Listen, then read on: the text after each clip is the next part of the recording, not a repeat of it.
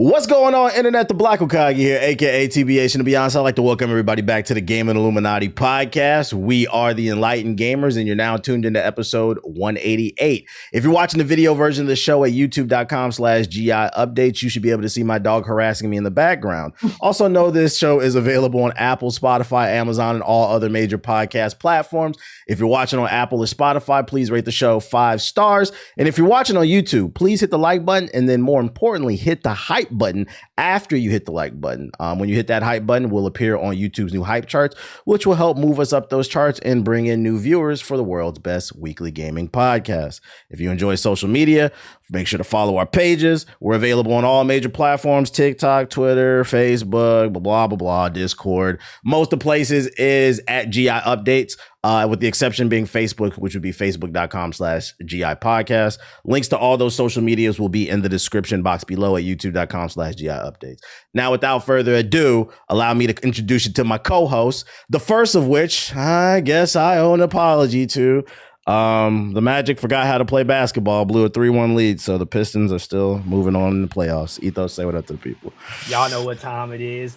Detroit basketball. Yes, sir.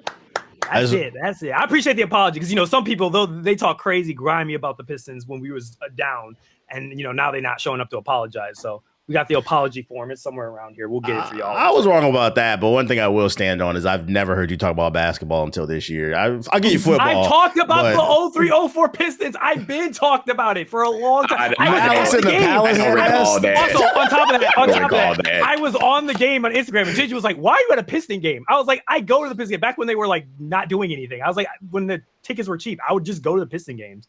I grew up. I think you've been going, but I think you have been silent because the Pistons have sucked for so long. Yes, that's what now that it's the same thing with the Lions. Talk about it. Now you're talking this shit. Fan. I'm a fan of the Lions. I'm a fan because JG asked me if Detroit was like a sports town. I'm like, yes, it is absolutely. It's just we just haven't had a lot of ups. So like, I'm not going to be talking about something. I'm just like your Wizards. You and I talk about the Wizards 24/7. This is true. This is true. You don't talk about it when they're doing good. So Nah, fair enough. My second co-host is back from her 2-week vacation. Yes, ladies and gentlemen, the sausage party is over. While you guys were arguing about irrelevant stuff on Twitter, she was swinging real life Monster Hunter replica great swords. Miss 5,000 watts, welcome back to the show. Hello, thank you. It feels good to be back. I was seeking out all Monster Hunter photo op opportunities while people on Twitter were adding me, being like, "Do you know they're using your video in propaganda?" And I said, "Brother, I'm in Japan. I do not care."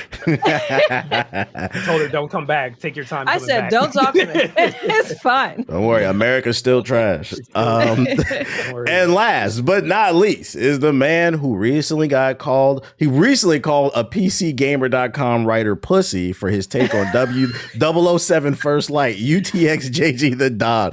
We'll say what up, bro. I think we have hit a new low that people are saying, "Hey, James Bond, I can't relate to James Bond, therefore I don't think he should be in video games." I mean, James Bond has been a fictional character for decades. Like, my mother can recite all of the James Bond characters who she loved. And we're talking about video games here, so I'm sorry. That was a trash thing. Like, whoever made that, I think you're a little frail there. I don't think we should be comparing ourselves to James Bond, okay? Yes, he is the definition of a misogynist. You just gotta give it to him, okay? That's just the way he is. Yeah, I think that's the result of, like, for those unaware, these websites, these mainstream gaming websites, they have to publish articles every 30 minutes to appease their advertisers. They got to keep bringing people in so they can get people to watch the ads. I think that's the direct result of that. Sometimes they just be publishing stupid shit for the sake of just trying to get those numbers, which is unfortunate. But hey, that's what we got this podcast for: quality over quantity. That being said, let's talk about what's been going on since the previous week. Since last episode, one of the biggest games of the year dropped, known as Saros, which is the follow-up to Returnal from the same studio. It is a bullet hell roguelike game starring a gentleman who I saw on Twitter recently has been getting a lot of hate. I guess they're upset. I think he's Indian, the main character. They're upset about that, which is weird because I feel like we've known about this game has been coming for like the last 2 years or something. You guys just figured out that's a brown man. I was like, that's come on, guys, get it together. His name in the game is Arjun. Like, come on.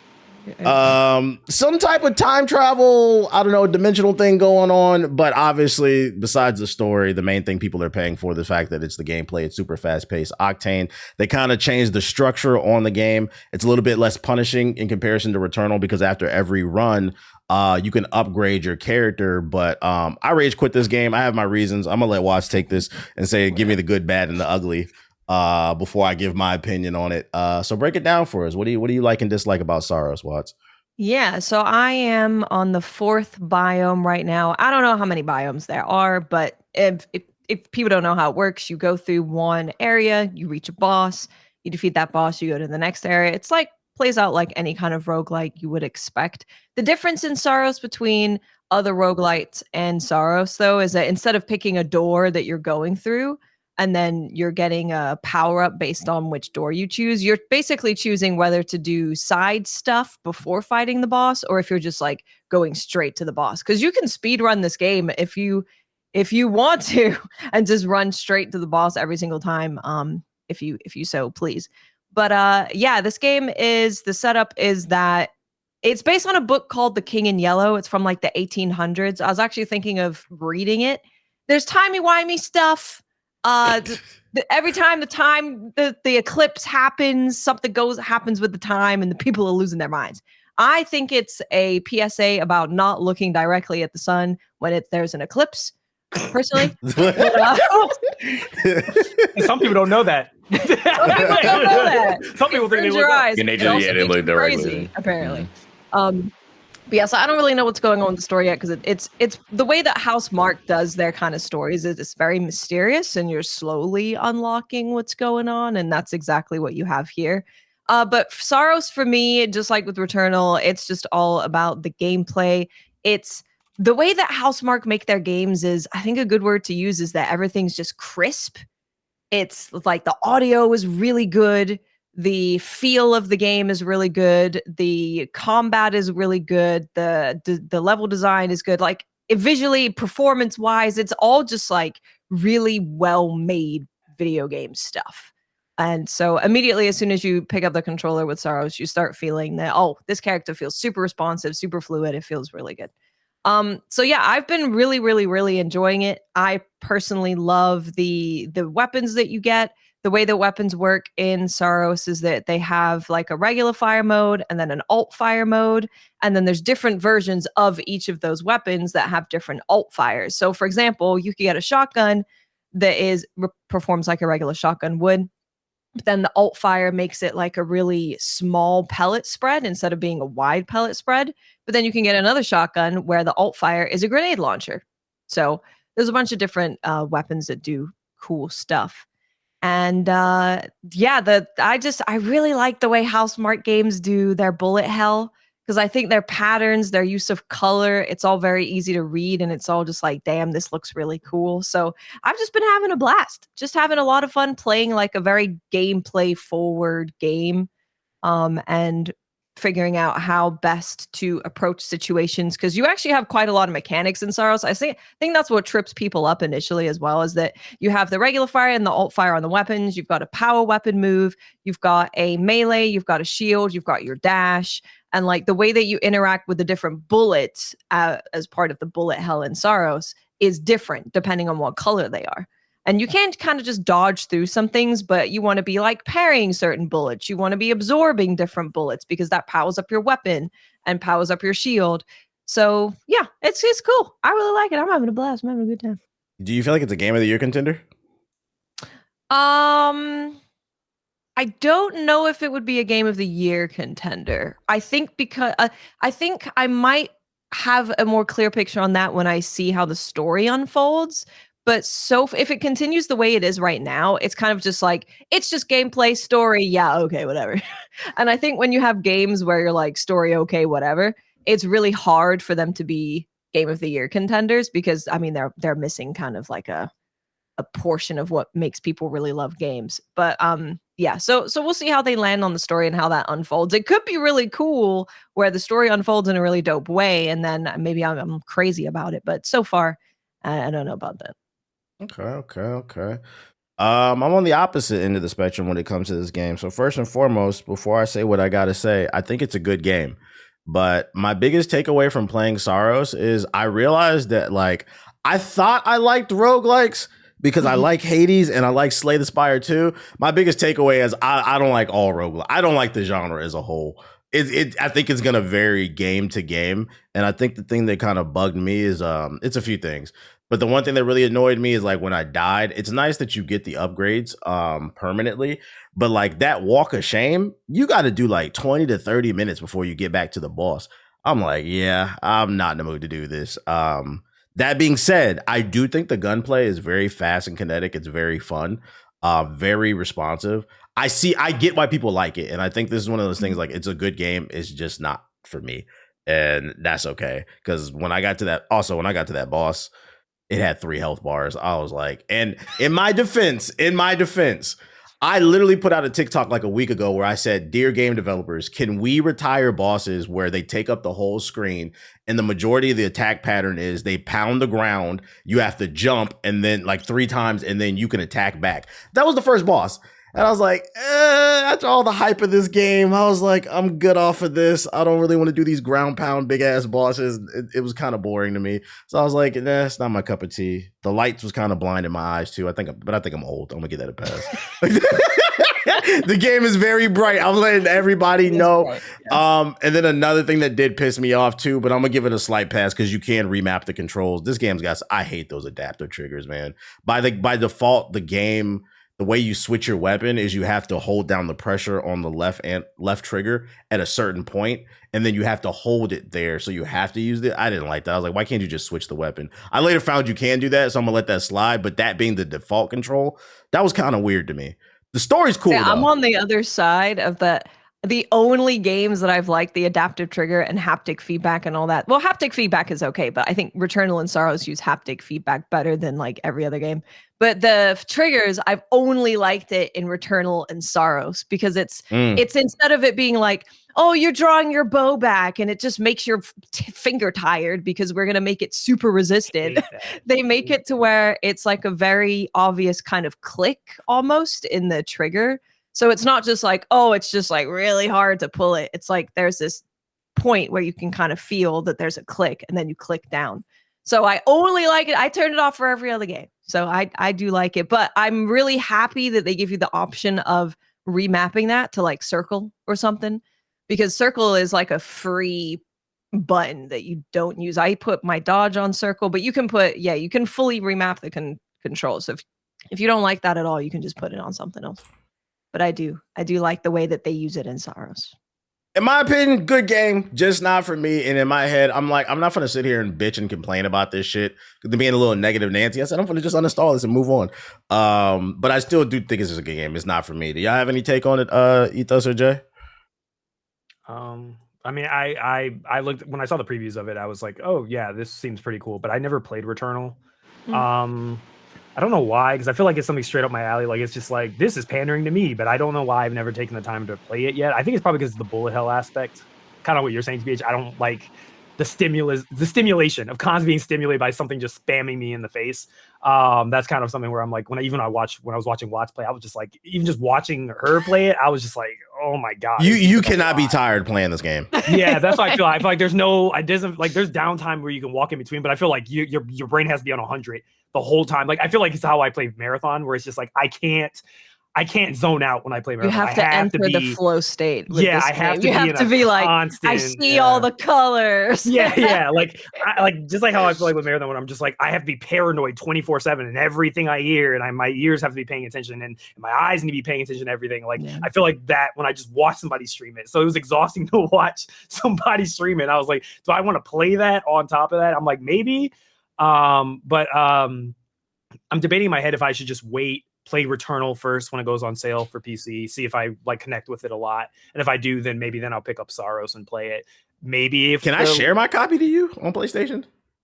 I ain't using it. Okay, well, just ship it over to my house if you can. No, like the digital. I'm pretty sure PlayStation does have like share play or something like that. Okay, well, yeah, if you can, I'll try it. If we'll figure it out. If you can do when it you're for free. gone, we'll I'll play it a little bit and see if I can try it, see if I like it. But yeah, no, that's my 2 cents about it. What you think, Jay? I really have no thoughts. Somebody asked me if I was going to play it, and I'm like, well, I'm still playing Pragmata. I did beat it, by the way, so I'm ready to move on. But give us your update on that then. I think that the story overall was pretty straightforward. It definitely hit at the heartstrings for real of the dad and child aspect, and like once you find out, the true purpose of whatever. I know. I'm not gonna go over it, but I think the ending boss fight was pretty not as difficult as I thought it was going to be. But it was still great. And then the ending, I already saw it coming. So like, it wasn't anything like, oh, a surprise. Like that was it. So it's a pretty predictable ending. But overall, again, great game. My opinion, it's probably outside of Neo 3 so far. I think that Pragmata has been the most fun I have had because it has been so straightforward that I do nothing but praise these type of games now. like games that I can just play it straight through and there's no bullshit in between. Even though you can you go back in these in the different biomes, the different stages to unlock things and to get things that you might have missed. But outside of that, I mean, it's pretty straightforward. You go through the level, you get to the boss, and then get upgrades, rinse and repeat. So I love it. I highly recommend it. And like I said, I think that this is definitely the most fun game I played this year so far. Also with Pragmata, when you finish the campaign, no spoilers on what exactly happens after, but there's more of the game to play. You basically get like extra training missions that are quite a bit different to the original training missions, and that gives you like another ending to the game. So I was like, oh damn, there's like a whole new area of the game with a whole new bunch of stuff to do with new outfits and new stuff. And it's like I was happy to see that there was more, because I think this Pragmata kind of works like Resident Evil, where the campaign's pretty short, but then you unlock all this extra stuff after, and then the lunatic difficulty that you can do and stuff like that. So I'm like halfway done with the extra post campaign stuff. So I definitely want to see the end of that. It has more than a new game plus. I definitely enjoyed this. Yeah, the replayability is there, people. Can I say the late game training missions is some bullshit though? They are pretty frustrating. I don't feel like those late game training missions were tuned to the mechanics. Not only that, but then it's like, why did it let me get all these upgrades, but then it just constantly strips you of them in the training thing? I was like, yeah.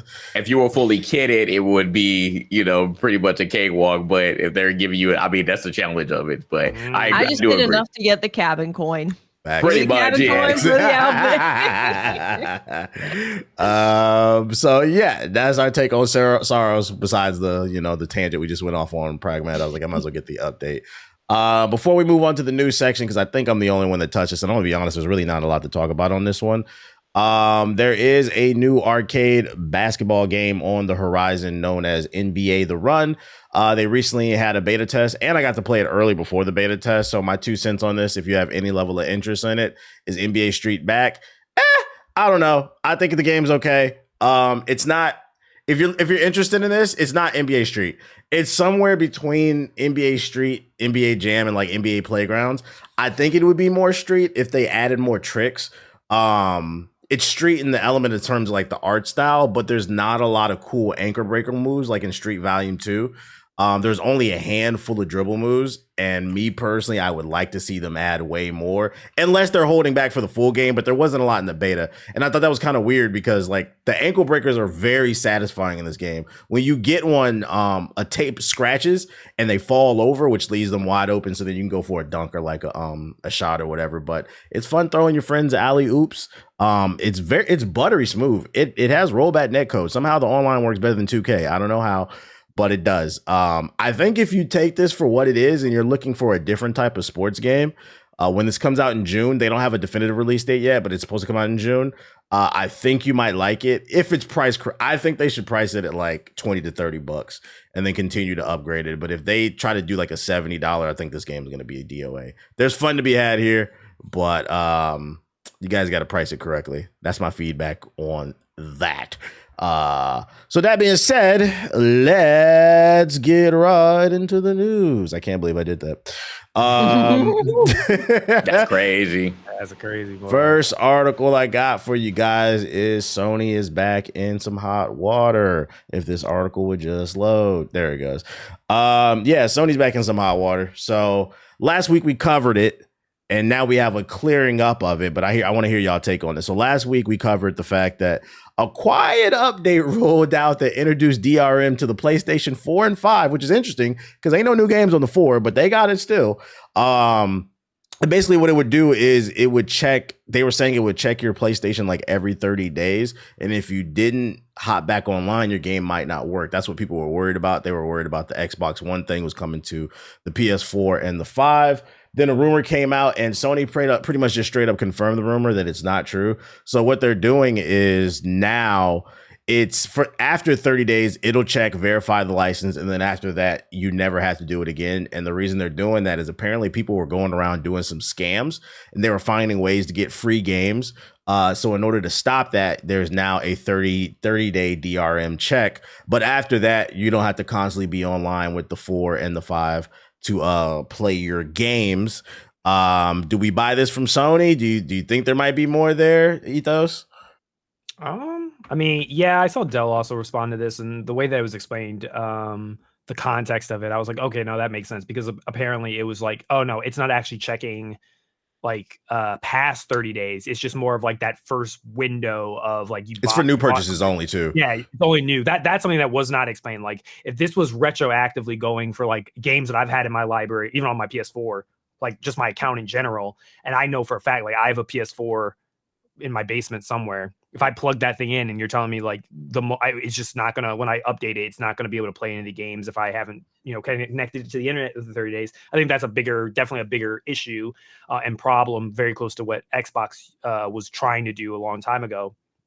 But this thing, I think this is a fair ask, I think, of, for a digital game. It's just that a way to check and ensure that people aren't abusing the refund system or abusing like early adopters of like, oh, I'm just going to buy this thing and then I'm just going to like beat it really fast or do something like that. And then I'm just going to like offload it, or I'm going to try to sell a game or something like that. And then I'm going to refund it to whoever I was trying to sell a key to or something like that. So yeah, I think it's fair. I don't think there's any issue from how it's been explanation, but I think this is like I think this goes into a broader topic of everything is like very immediate. I think when we first talked about this, like when you first told us about this, I remember I was just like kind of like shell shocked because I kind of was just like, what? Like it seems bad, but it's like I when I receive this type of information, it's like, is it really as bad as it's being perceived? Or, obviously, like, are people embellishing this, or are people just writing the gun? And I did see some names attached to the story where it was just like, okay, these are people that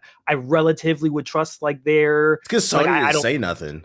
Yeah, that's the other thing is like Sony took so long to respond to this. I feel like the next day, or at least within 2 days, I would have immediately had some sort of statement, because this thing was catching like wildfire, and they waited like, I feel like it was like almost a week before we even got this update. And the crazy part was like, it's crazy to me that I got a better explanation from someone who doesn't work for Sony, who's a game developer, who explained it in a tweet reply than an official statement from Sony. I think that's kind of crazy.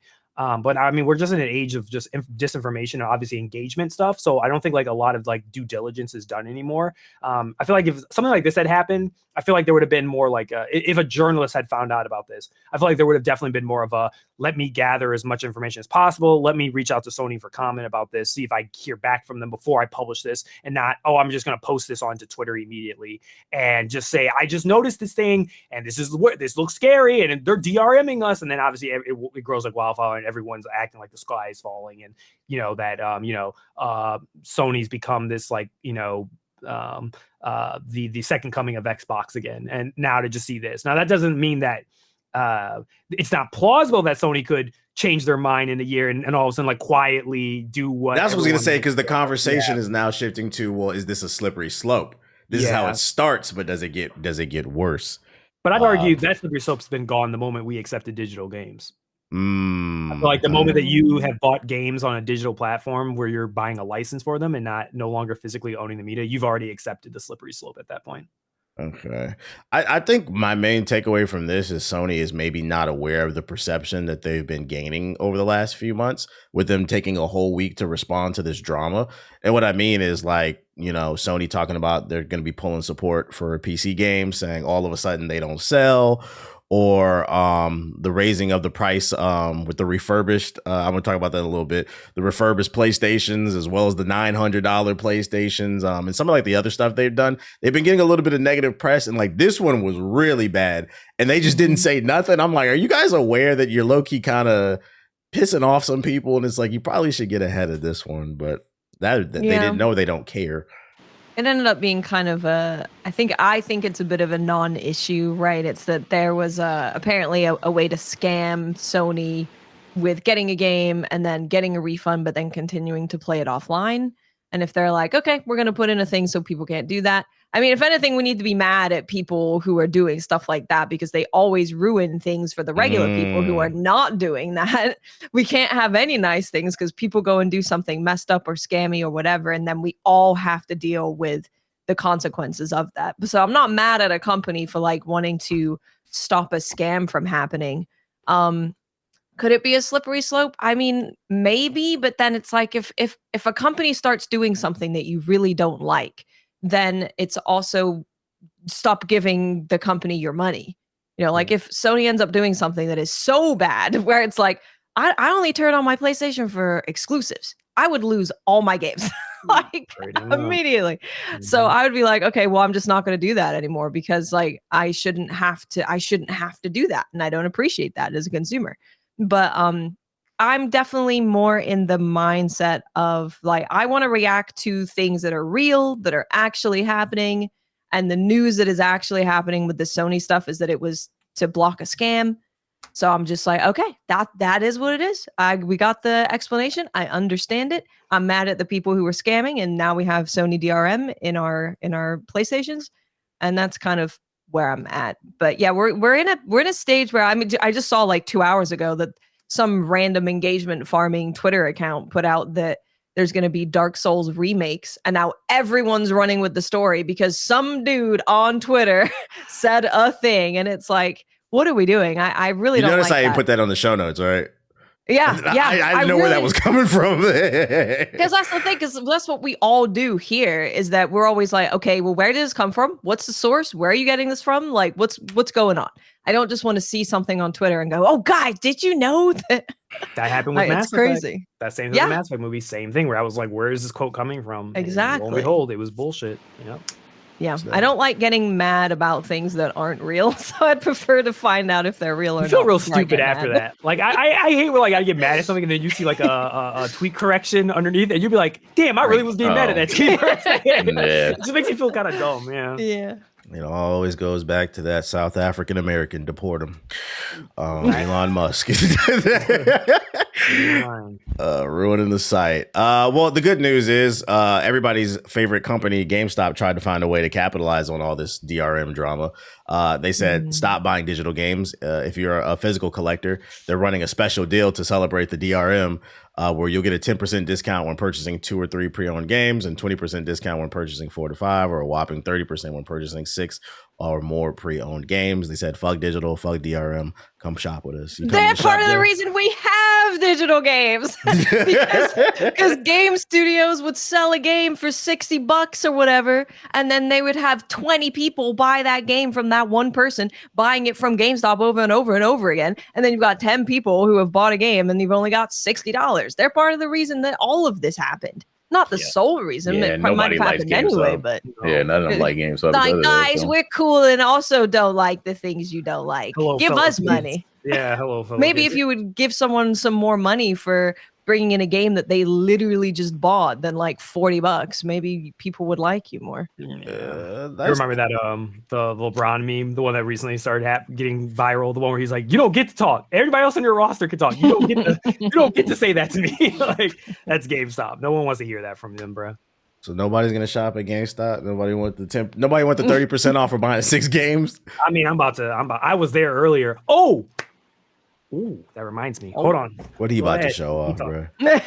Well, I was about to say, Ethos was literally just talking about flipping the Switch for the Switch 2 the other day at GameStop because they were having a deal. So what do you even get for the Switch in 2026? I don't know how much I give him, but apparently it was a good chunk of change. So I haven't walked in a GameStop in years, but okay, he got whatever he said. Okay, shout outs to GameStop. I will give them a shout out. They did have a retro. They recently said that they've been pushing retro everywhere. So I did get some nostalgia of when life actually wasn't terrible in hell. So I talked about I had my Game Boy SP. So they have the chargers, and they weren't actually that expensive, but they have a charger that's like multiple of like old consoles and stuff like that, like GameCube, blah blah blah, like several of them. So like and PlayStation, PSP, PS Vita, and stuff. So I bought one, and then it actually worked, and I was able to boot it up, and it works perfectly fine. So that very nice, refreshing sound. And I have Pokemon. You hear that? I know. Y'all don't know nothing about that old school. What y'all know about that? That's that old school. Screen too bright. We can't see it. That ugly. Oh, no, literally. There we go. 240p, boy. Sapphire. Hold on. That's that Pokemon Sapphire, baby. That's the only one, man. I love Sapphire. Is reflecting off the damn screen. I literally see that. Freaking. So that means that's good. That's good. It's a good segue. So you're the one spending tons of money at GameStop. Do you think GameStop can buy eBay? He went in there. It don't matter. You spent something. He's an early investor in GameStop's new venture, I see. So for those unaware, GameStop has some major ambitions. They want to purchase e-commerce website eBay. And according to this article, GameStop's most recent earning report for the full year 2025, the sales were at 3.6 billion, down from 3.8. Meanwhile, eBay has been up. The company's full year 2025 revenue was 11 billion, up 8% prior the year. Now, I don't know. Maybe you guys are smarter than me. I didn't finish college. Can someone explain to me how this company that has Funko Pops and cum stains all over the fucking carpets and shit, how are they buying? How are they capable of buying a company that's overall worth? Because they're saying eBay overall is worth 46 billion. They made 11 billion in profit last year. So GameStop is worth 12 billion and eBay's worth 46 billion. Can someone explain to me how they're gonna pay for this? Ethos, Jay, why? Same way Elon Musk bought Twitter. Well, that's a little bit different because I feel like he was able to upsell with the fact that he did have Tesla, and Tesla was on the rise at one point before he started doing all the goofy shit. Yeah, but he didn't have GameStop's been on the decline for like 15 years. He didn't have the money that was. He did still have to get the money in order to get it. So he had to have buy-in with capital to give him the money needed to buy it. Even but the point I'm trying to say is he didn't have the money, but I could see how he was able to finesse people if they don't look into the books. You could use because regardless of the sales, at one point Tesla. I mean, he's getting sued by OpenAI right now. Yeah, but the point I'm trying to say is regardless of the sales, if you didn't look at the books, at one point Tesla did have good rapport with the public, so you could take that to people who maybe weren't looking into the books and saying, hey, we're doing this, that, and the third, just give me this, and I'm gonna be able to. I could see how he could do it, but with GameStop that's been on the decline for like the last 15 years, I just don't see who's gonna give them a loan. Haven't they been getting more money lately? Like I thought like they've been growing. Am I wrong on that? Not according to this report. I don't know. Maybe is their stock prices like just still tanked, or have they been going up? Like let's steadily? Look it up. I'm just curious because my take would be is pretty much you could have which I think is happening. They probably have some sort of capital firm or a bigger investor alongside them that's helping. Yeah, their stock is up. I'm lost by this. So I'm saying like in the last year, they're almost up 30%. I'm almost positive you check their financial report for their last financial report. I think they all said that they were actually, if things were going up for them based off, I can't remember what it was, like because they were diversifying. It's speculation then. It's going up a little bit. But the thing is, if you lost money primarily, how the fuck did you jump 30% off the stock price other than you're hoping when the next earnings report comes out that it's huge? So don't get me wrong.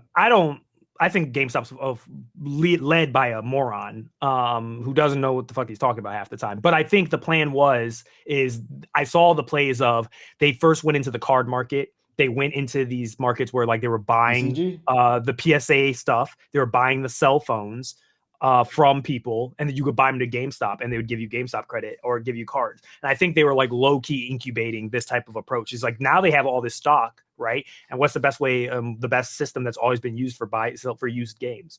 eBay. I mean, when I was in high school, allegedly, I would get access to rated M games because you couldn't go into GameStop and get a rated M game unless you had a parent with you. I would get access to rated M games through eBay and they would ship it to my house. And, that's the way that I bypassed allegedly the system. So Like, I think what you're saying. You're saying it's possible, even though they don't have the money, they might have the liquid in terms of like the supplies that they have, like all the extra computers and phones and games. I think the inventory. I think they've been prepping for this by doing that ahead of time. And now what they did is they probably went to kind of what you're saying. They went to some sort of capital investment. Or someone speculating and saying, look, we've been doing this low key and we've already like proven the program. It's been profitable for us. Now, if we get access to eBay, we can ramp the scale up of our operation to do this, to get more games, because they feel like this, right? If the used game system right now, if GameStop, I would argue GameStop in the United States probably has the most amount of used games.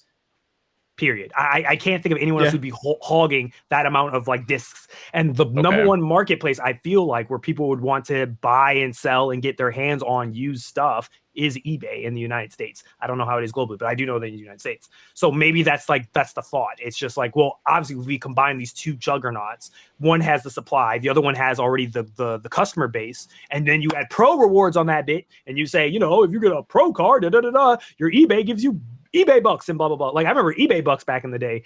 Like, if they do stuff like that, I can see how, I'm not saying the person who's investing in this is smart. I can see how someone could get tricked, just like people got tricked into investing in a bunch of video games during the pandemic, could get tricked into, this is clearly we're going to get a bunch of money by doing this. That's what I think is happening here. I think it's very similar to how investors were talking about video games. Yeah. I hear you, but let's expand on that though, because we literally, like, as we were recording this podcast, news has come out that the amount now that GameStop is trying to offer is $56 billion. That is a hell of a lot of money. And right now, GameStop is at $3 million. They're worth $12 billion total. How the fuck are you? That's a huge amount of money to invest. And like I said, there has to be some players. And again, we all know where the players have been coming from recently, and that's Saudi Arabia, because they are trying to get into every single thing. It's either Saudi Arabia or some big player from another. It's Palantir again. Yes. It's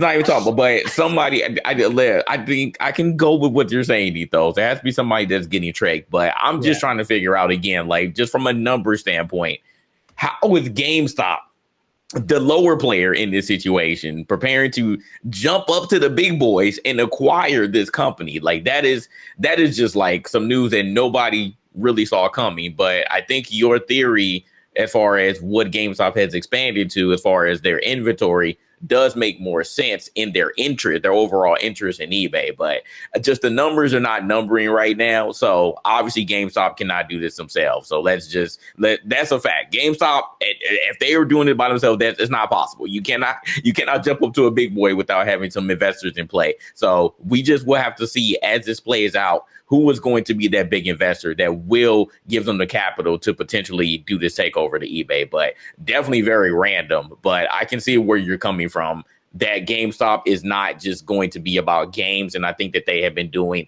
I wouldn't say the best job, but they have been doing a job to at least let people know, if you come into the store, that, hey, we don't just want your video games, we want everything else too, in order to make this more of a marketplace rather than a place to just go to buy and sell games. They should just change their name to Nerd Stop or Geek Stop instead.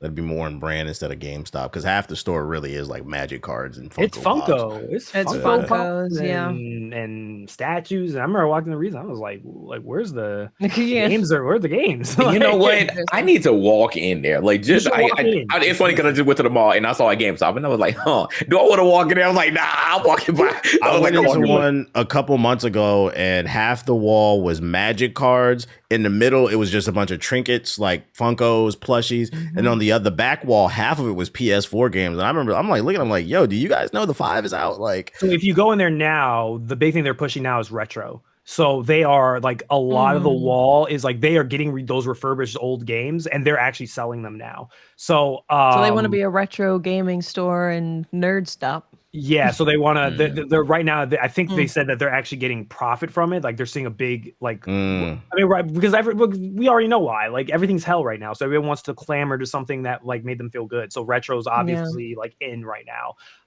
Everything old is now like hot. So like I said, not only do they have these like accessories so that you can get your old stuff now working with modern tech, that they're trying to do now.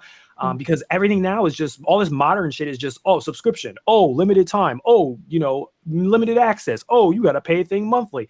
A lot of people are just tired of that, I think. So game preservation is really ramping up as people, are becoming more fearful in what could potentially happen. Literally going back to the Sony conversation that we just had in DRM. So yeah, that does make sense. It's funny though, because we literally just talk about like who runs the GameStop social, because they just be talking crap and everybody's just like, we don't like you, but people are still going into the stores, aka eat those just I haven't laughed at to get one something. GameStop tweet, bro. They are not funny. They need to, social media wise, they should start talking about the retro stuff more and how they care about preserving stuff. So the reason I know they did recently is they did more. So they stole Homegirl. Do you guys remember?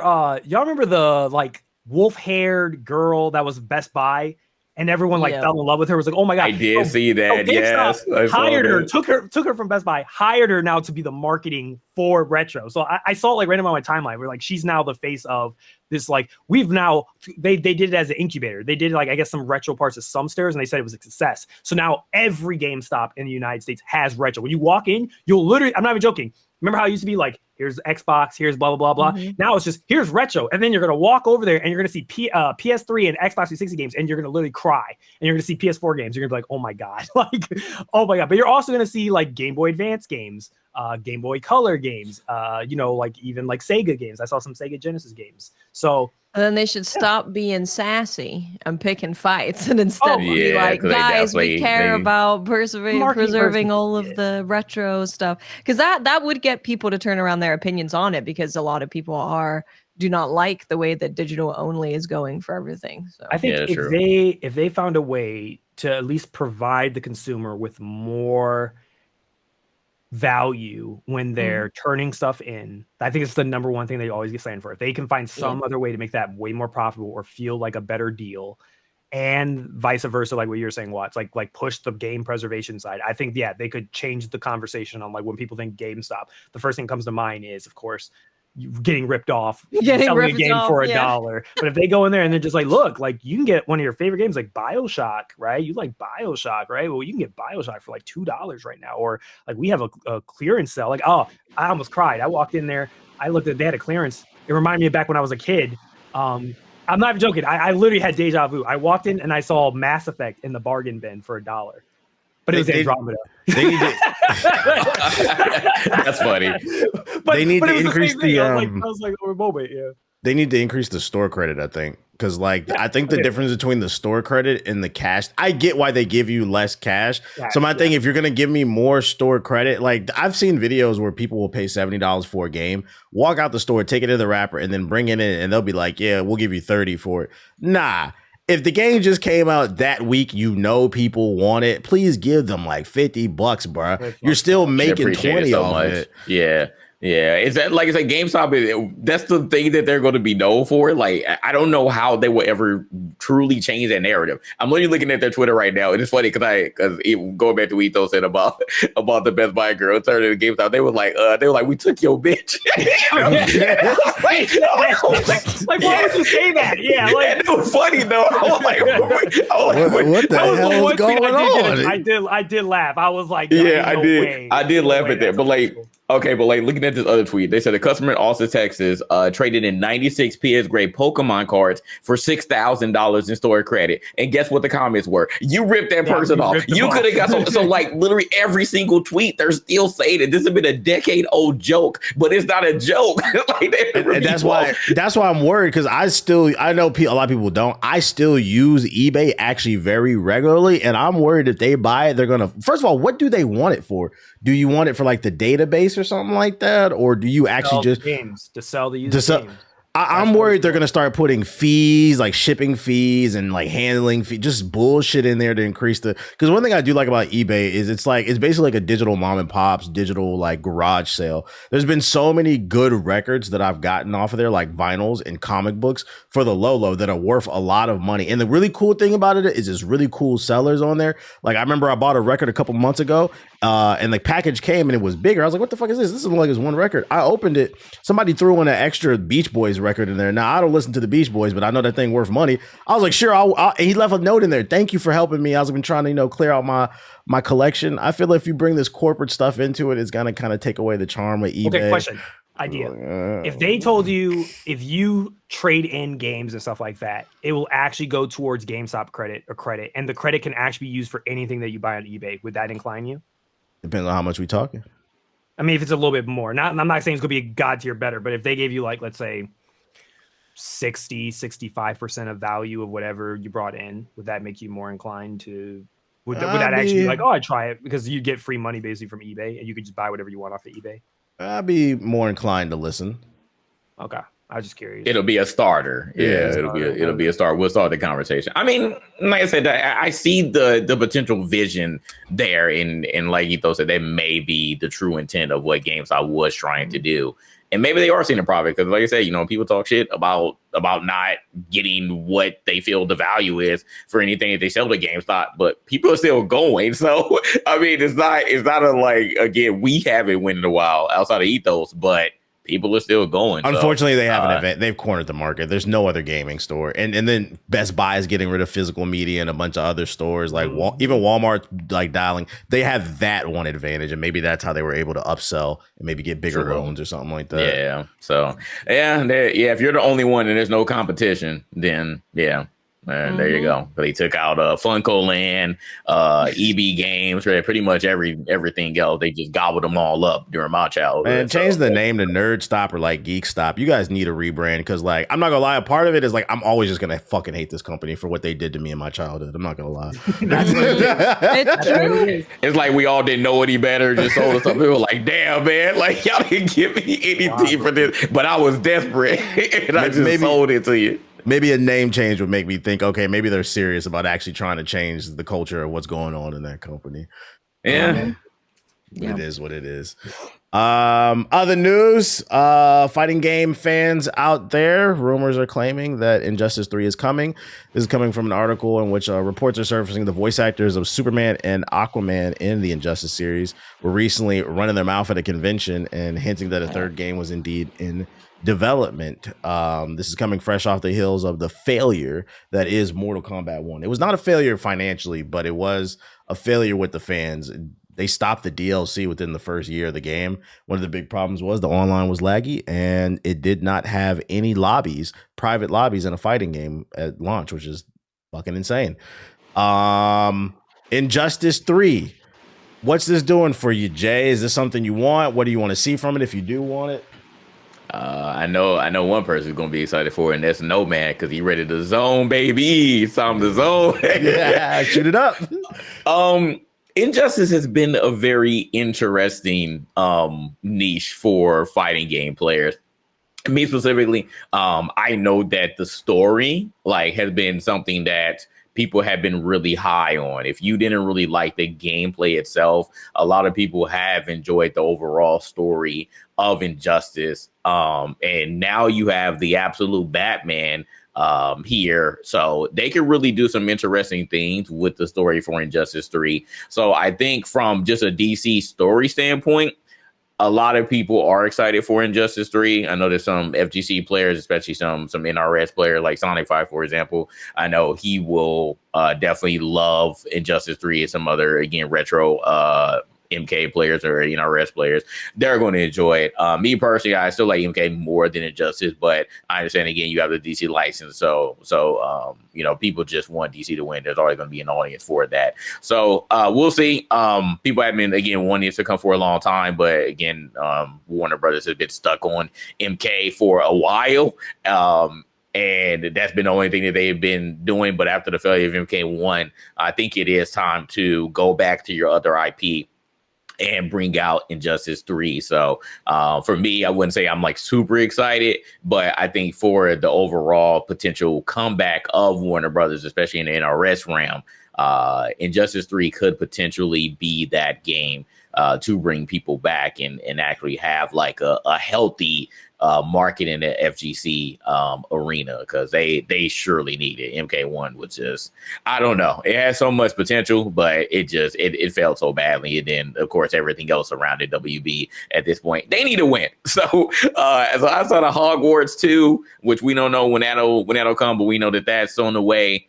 WB Games as a whole just really needs to get it together, because it's been so many L's coming their way. So I hope that, again, for the FGC standpoint, that Injustice 3 can fill that void and, bring them back to prominence and, be in the big three of these major fighting game events. Because it's been, and honestly, it's been kind of sad, like just not seeing NRS like in the top three, especially like at Evo. Like no shade to like games like Guilty Gear, but like if that ends up being that anime like shit, that's what you really want to say. Guilty Gear, Guilty Gear's been hyped.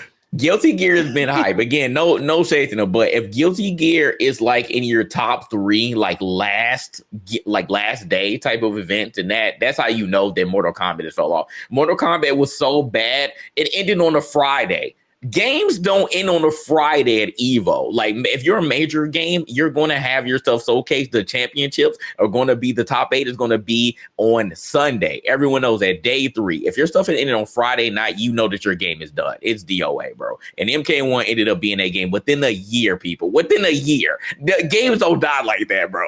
So it was sad. So I need for NRS to come back. So that's why I'm really rooting for Injustice 3. I don't think Invincible taking his spot either. So that game. Damn. Yeah, I saw you play a little bit last night, man. I was like, damn, man. Man was complaining about not being able to punish some attacks because they were spamming some of the same moves at you. I was like, damn. When as a casual, it'll be there this year, but I don't think it has long stay. Like, it came out, but I didn't put it on the notes because I know I'm the only one that's playing it. But if I can talk about it real quick. The full game, it is fun. If you accept it for a casual game, just run with your friends in lobbies and stuff like that. But when it comes to rank play, they have a lot of tweaking to do. It is hands down Ethos, you might like it. This is one of the most scrubbiest fighting games that I've ever played. I think it got worse from the beta. I've never played a fighting game so much where there's just tons of moves that should clearly be unsafe and you can't punish off of them. They always are like creating space. So it allows people to mash down with like certain characters and get wins just from banging their head against the controller. And I feel like it removes a lot of the strategy out of the game. And I feel like they need to tweak the punish windows on a lot of different any other game. Those certain moves would be unsafe, and then like just stupid shit be happening. Like somebody threw a level 3 ult at me yesterday. I jumped over it. Any other fighting game, you just punch him in the back of the head, you get to punish that, right? I punched him, I got hit by the attack. I almost snapped the controller. I was like, all right, bro. So you're rewarding him for playing. It's the scrubbiest fighting game I've ever played. If you just accept it for a $50 casual game with your buddies, you might like it. The story mode, although it's only an hour, it was fucking fire. I will give it. That's probably the best story mode I played since like another Realm fighting game. But it was only an hour. I think it might be episodic because it left off on a cliffhanger. So maybe when they introduce new characters, they add more story. That would be a pretty cool concept. But I don't know. Okay. I'd say wait till a price drops. When it comes to Injustice 3, let me help you sell you guys some copies, WB. Let me get super nerdy on you guys. So there's an event that just ended in the comic books last year called DCKO. We're tired of the whole evil Superman story. Do DCKO. The people will love it. And it gives people a perfect reason why they're fighting. If you have not read this storyline, it's very short. It is a tournament arc where the DC universe is fighting to become the new Darkseid. So then everybody comes together and they converge and they all fight over to become the new god of the universe, basically. And the cool thing is it actually it leans into what you were talking about, Jay, because spoiler, the absolute characters appear in there as well. So it was like their first like crossover. So we can get some of the new stuff, some of the old characters. You have a reason they're fighting. So the story, because the story was good for the most part, the ending of the, and then even their spin-off stories too. What's the joint we was reading, Ethos? Batman Nightfire, I think, or what was it called? Night Fight. Yeah, Night Fight. They could do that as like DLC. The story's right there. Just do that one. You're welcome. And add stats. So there are options. Yeah, there are different ways that they can go. Yeah, it's fresh story. It would sell the books. It's not long. So like I could easily see it being like a 6-hour campaign.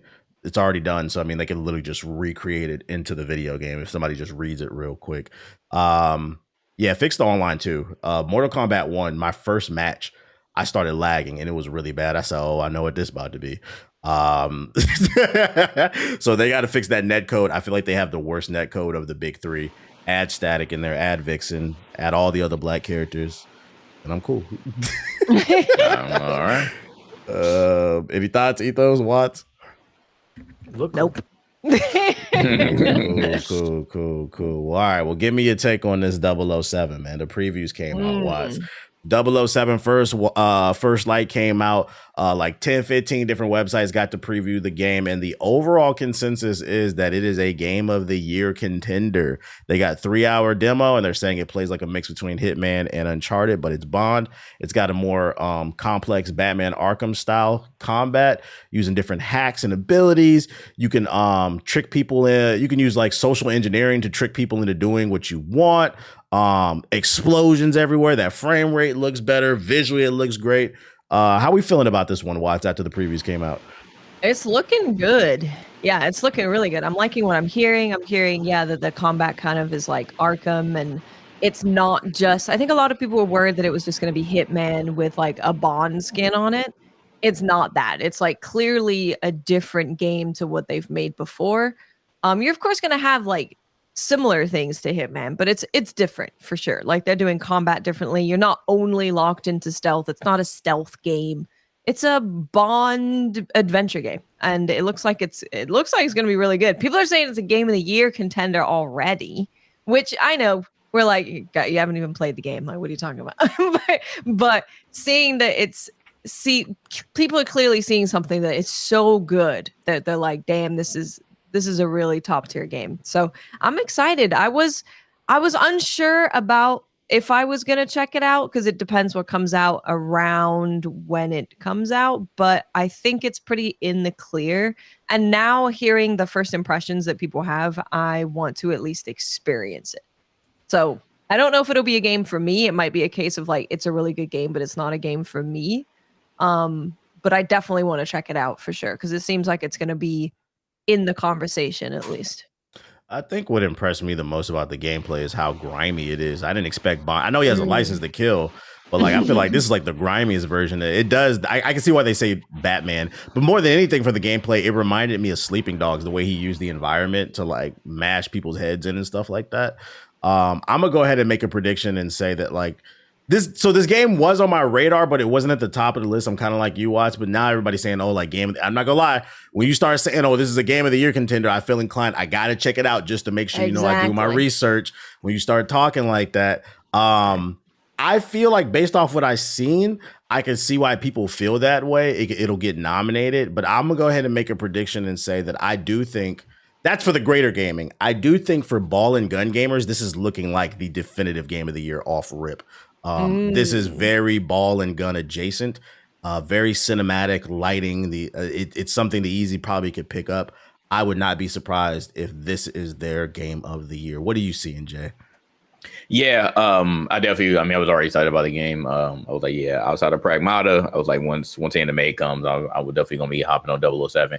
I think what impressed me more is, again, going back to what Watt said, like you think it would be, more Hitman, even Uncharted, which they did. I also mentioned that he reminds me more, this new Bond reminds me more of like the Daniel Craig. Like you said, like James Bond, typically all throughout the history of the movies and even some of the video games have been pretty like pretty clean on the way that he reacts. Like every now and then he'll get gritty, but when Daniel Craig came around as a last Bond, like he was just out the gate, just super reckless, like just getting into stuff, and that's what this Bond reminds me of. So I can appreciate that. I don't want to play just a super clean Bond. I didn't want it to be pure Hitman or just pure stealth or just trying to trick your all the enemies around you in order to get somewhere. I like that you can get down and dirty, because me, I suck at stealth games. So if I gotta play just pure stealth, then it may not be the best time for me, even though I could, I'll figure it out. I'm a G.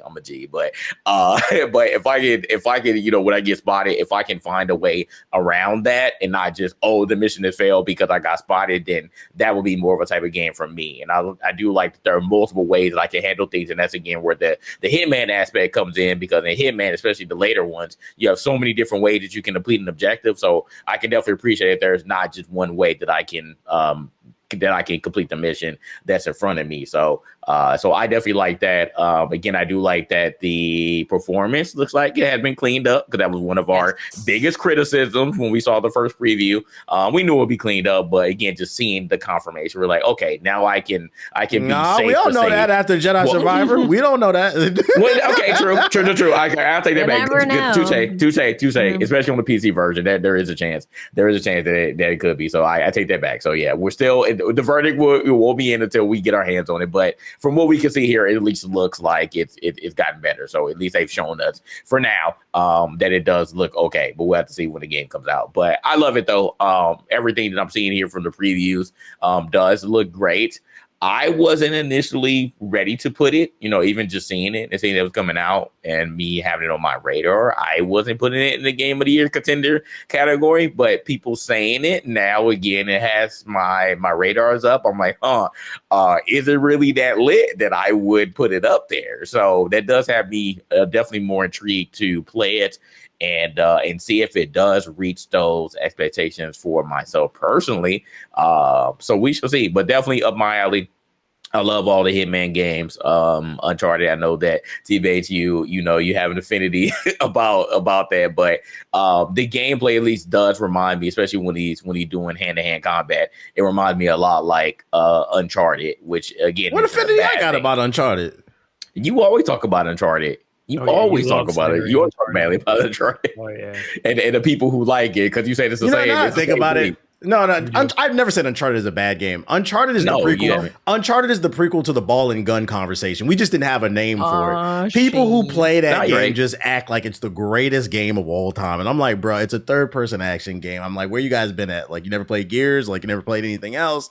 It's I get why people love it, but I'm like, PlayStation's Gears, basically. People used to get on your head. They did not like you talking about Uncharted like that. So that's Uncharted 4's Uncharted 4's multiplayer is underrated. There you go. I still saying on that. It was great. On that. We was going crazy on that shit. We was off the vine and punch somebody in the head. Bring that back. That multiplayer was fun, so we'll see. But the one thing though, speaking of Uncharted, I don't want people to, because again, it's like, oh, this game reminds me of this. This game reminds me of this.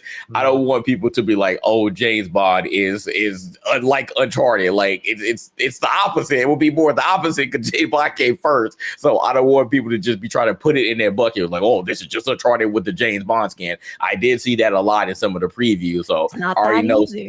Yeah, I already know some of the people who, again, have not played the game already, was already trying to attach it to that. So I don't want to happen. They're calling Tomb Raider an Uncharted ripoff too. It's not gonna. I mean, yeah, they did say they started doing that. I was like, all right. Yeah, everything's Uncharted. So I'm like, please chill out. It's not like just cut it out. But overall, again, I'm excited to play the game. But now they're saying that it's a Game of the Year contender. Now I'm really like, hey. Am I gonna hit my parlay? Because I got Saros. Saros my highest so far, so I need to hit that parlay on 007. I think so. He's ripping it, man. Yeah. How are we feeling about it, Ethos? Yeah, I think out of everyone in the group, I think I was the most excited the moment they announced it. I just because I know IO Interactive, I loved Hitman 3. That whole trilogy they did was phenomenal. I argue and said it's the best Hitman. I know some people will disagree and still like Blood. Was it Blood Money or something? I forgot the name of it. The one back. Whatever 2 was my favorite, but yeah, I think it was 2 or something. But I personally thought that like the trilogy was absolutely like incredible. I hate how it came out, like how they tried to episodic it because of their publisher. But I did always say like when the game was completed and then you looked at everything that game allowed you to do, it was like incredible. It's like one of my favorite immersive sim, like stealth, creative sandbox games that I've played in quite some time. So because you don't see those type of games anymore. So yeah, I when I found out like 007 was something like when I was a kid, that was one of my favorite shooters, back when like PlayStation 2, that era, like I was playing that, even 007, GoldenEye on the Nintendo 64. So I've always been a big like lover of Bond, like Nightfire, Agent Under Fire or something. There's a couple of them like in that span, and then Bond kind of died off. It kind of just became movie properties. I remember how it used to be like really cool. But they probably aren't as good as how I remember them now. I'd have to probably replay them as I'm not a kid anymore. But I remember when I was a kid, I remember even the multiplayer I enjoyed. So to find out that one of my favorite devs were working on a 007 game, I think years ago, and they just went silent, I was like, oh, they must be cooking something really good.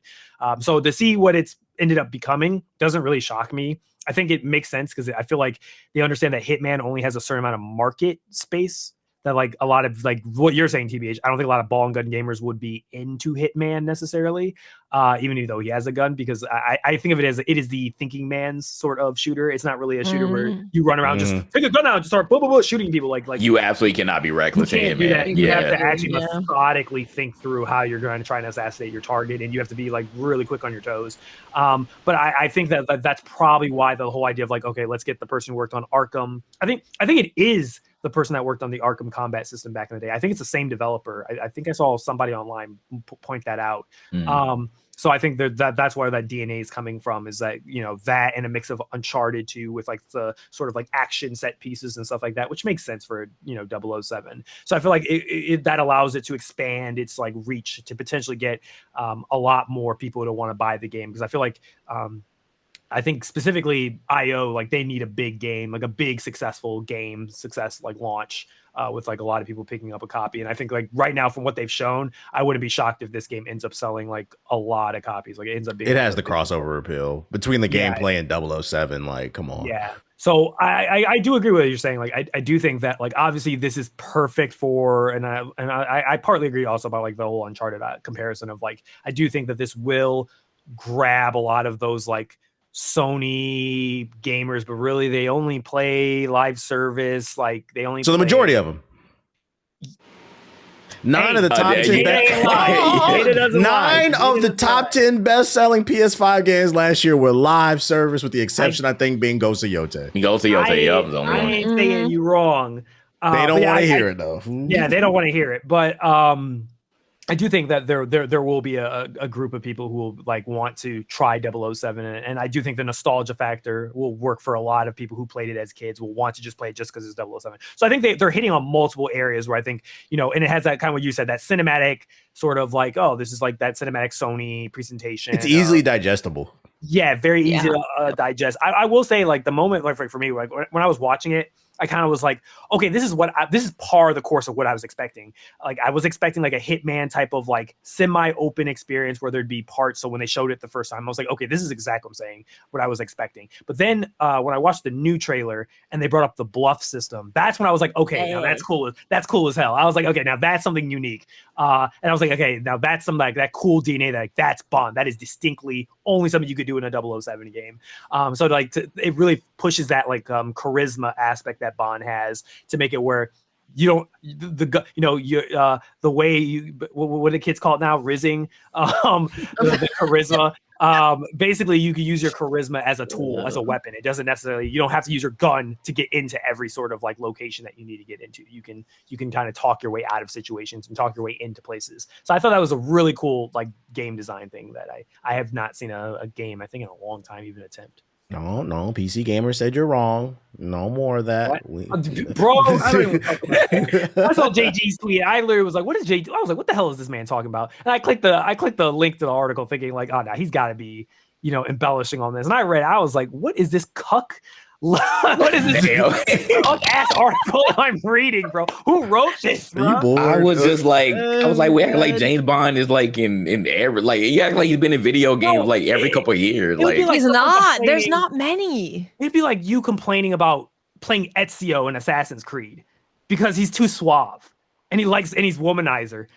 like he gets so many women, and he's so good with like talking and being suave. I can't relate to that, and because of that, I can't play Assassin's Creed 2. That's insane to me. I thought like the whole point of you playing video games is that you could play people you aren't like in real life and do things you can't. I don't want to play like me in a game. I want to be like the cool version of me at the very least. But it brings up the conversation. Well, that's why whenever we're talking about like representation in video games, I think it's less a representation of like actual human beings in video games and more representation of different player fantasies in video games. Idealizations of exactly. Yeah. Like I want to have different variations of cool stuff that I can be, not just like, oh, there's like a woman and she's like a cleaner. Great, I'm gonna be her. That's just like regular life. I don't want to do that. Yeah, I want to go in the kitchen and cook. Like, come on, man. Like, this is why we go back to, like, we've had this conversation so many times, like, about various video games, and I'm like, why are we all of a sudden? Because again, I've never been like this. I never been like, oh, I'm playing a certain video game, I want this character to remind me of myself. I think it's okay. It brings upon a different dynamic if you can find yourself and relate to the character. But I've never been like that. I've never said, oh, because the character ain't African American, then I want to play with them. We play with so many male Caucasians, and all throughout the history of video games, and I've never thought once of, oh man, because he's not black, I can't play the game, or because I can't relate to him, I can't play the game. So all of a sudden, years later, and now we have social media, and now people are searching for that, or at least they're more vocal about that. I'm like, well, where did this come from? I never understood that, and that's exactly what that article reminded me of, and I'm just like, well, this is strange. Yeah, I'm like, this is very strange. I'm like, well, you're a white Caucasian male, James Bond. Well, he's British, but he's still a white Caucasian male. Like, you don't want to play as a badass in a video game who gets women and library in the video game. That's what they want. Yeah, that would be very strange. I get more upset that like I can't find the player fantasy that I want in a video game, because that's like way more important. When you load up a hero shooter or something, and like none of these characters are interesting to me at all. Because some of us like magic, some of us don't. Some of us like big heavy armor and big swords. Some want to be like agile with daggers. And we all have, I don't know what makes us feel more inclined towards these things, but we do. We all have certain things that we feel attracted to, that we want to play as. And yeah, it's not just like, oh, she looks like me. Well, here's the interesting thing is I've been thinking about this in the guise of there's been a real surge of like games on Steam that are like simulator games, and they're specifically like job simulator games, which I think is actually insane. Like thinking about like how post-apocalyptic level of like late stage capitalism video games that Power Wash Simulator. If you haven't played it, don't knock it. It's actually that's not what I'm saying. I'm not saying they're bad games. I'm just saying is that the mentality of like for example, I saw something on Steam about you are an employee of and there's a couple of games like this. You're an employee of a like Blockbuster, like 90s, early 2000 type of simulator where you're stacking you're stocking the store with like old DVDs and stuff like that. And these games get overwhelming. Like they're not bad games because I see like Schedule 1. They always get like, well, that's a little. Everybody want to be a trap star. Want to be a trapper. But like, they always get overwhelmingly positive reviews. I think most of the time, I've barely ever seen one where it's like, this is terrible. Most of the time, they're either mostly positive or overwhelmingly positive. But I think that's kind of an interesting, like, kind of what you JG, and what you're saying, Watts, is like, this is just the inner, like, what's going on psychologically speaking, like, what's going on inside that's causing this like mass appeal of this type of genre now. Outside of obviously like the real world sucks, but like to want, like, you leave your job just to go and play another virtual job that you're not being paid. Especially the ones that get super into it. Like the one I can think of is like the people who play the truck driver games, and they'll have the whole 18-wheeler set. In my head, I'm like, why don't you go get your CDL? True. And I'm not saying like obviously like if you can't afford it, that's not me like saying like, oh well, just go do it, bro. But you know what I mean, like, but I'm just saying like if these are things that are actually like kind of obtainable in real life, that you could actually like. Forza, I understand. Like most people can't afford a sports car, so I understand the appeal of it. But I'm like, the truck giants. I'm like, you just gotta get. I'll still slander 2K people. I'll be like, go outside and bounce the basketball. They're not going to. They want to. I can understand 2K a little. Most people can't dunk. They want to relive their NBA dreams. I don't know if it was you those. Oh no, it was one of my homies. He linked me a video of an IT server simulator, and I said, why the fuck would I want to do this? I said, why would I want to do this? I was like, I do this every day at work. Hell no, that's trauma. I could not. I'm traumatized by Microsoft Teams. I don't want to hear that noise. I don't want to know. I'm like, I'm good, bro. Yeah, some of the things I'm like, no, I bet absolutely not. PC Builder was fun though. I remember I played that. That was actually a fun time. Like when you're building your Microsoft Flight Simulator. There's use that. That literally teaches you how to fly. You can see the real world. Yeah, that one. Yeah, again, that one can translate if you're super into it. It can legit translate as you. Yeah, being able to fly a plane. Yeah, so. They trying to hire people. What was it? The traffic people from the air traffic controllers. Yeah. Oh yeah, I saw that. I don't know how I feel about that, but they don't have enough of them, so I guess I'll take more of them even if they're gamers. It takes a little bit, but I mean, if you maybe not have anywhere that you want to go in life, and I mean, they make decent money, but just be prepared because you will get blamed the first time that something crashes. They're gonna blame you. Mm-hmm. The gamers. That is a stressful, intense job. Yeah, for sure. Talking about being locked in on a game, you're locked in for like 8 hours, 10 hours. People's lives. Who wants to spend $100 on a controller? Anybody? Steam? Anybody? It's getting rave reviews. Rave reviews. All right, so here's for $100. It's been confirmed. You can pre-order now. It'll be available on the 4th. Today is the 3rd. With $100, you get the magnetic thumbsticks, the Hall effect. So basically, it'll take a long time before you ever get any stick drift. Full set of inputs to play your whole Steam library. 4 times the haptic motors. 35 hours of gameplay. You get the charging puck. And I think the most impressive thing that they actually don't display on the website, but I only knew this because I watched some reviews on this controller because I'm considering getting it. They make it easy to fix it. They actually partner with iFixit, like those stores that fix stuff. Them. Yeah. Yeah. So they're releasing all the manuals on how to fix the thumbsticks and where to get the parts and stuff. But if you don't want to do it yourself, you literally can take it there. They will be a partner with Steam and you can get it fixed for the low. So like basically they're trying to make it to where you don't ever have to buy another one of these again. So I thought that was the coolest feature. You guys should put that on your page. But anyways, $100. It's got the little pads in the middle, so you can use it like a mouse, 2 analog sticks in the middle, kind of like the PlayStation setup. Would there be any interest in getting this one, or y'all sticking to y'all Xbox, PlayStation controllers for PC? So I wasn't interested in it at all, but the price is really good for a controller. Like controllers are expensive. And then the fact that you can just like basically have it forever, essentially, is definitely appealing. I don't know if I will be looking at getting it anytime soon, but it's now something that I'm looking at as like an option if something ends up going wrong with my controller. But I currently use a Edge controller and I'm really happy with it. So I don't know, but I'm definitely happy that Valve again is making another thing that I initially see and I'm like, is that going to be comfortable or good at all? Because I thought the same thing about the Steam Deck. I was like, that doesn't look like it's fun to hold or feels very good to hold, and I don't actually like the pads. But then when I use it, it ended up being like the best feeling portable device that I've used. So I'm happy that they're making another good thing, but I don't know if I'll be buying it yet. Yeah, I'm but shout out to the price though, because normally they're like $250 for something like this. Yeah, it feels like it's on the pro level. I'm happy with my GameServe $40 controller because it got Hall effect sticks on it, so I have had no issues with it.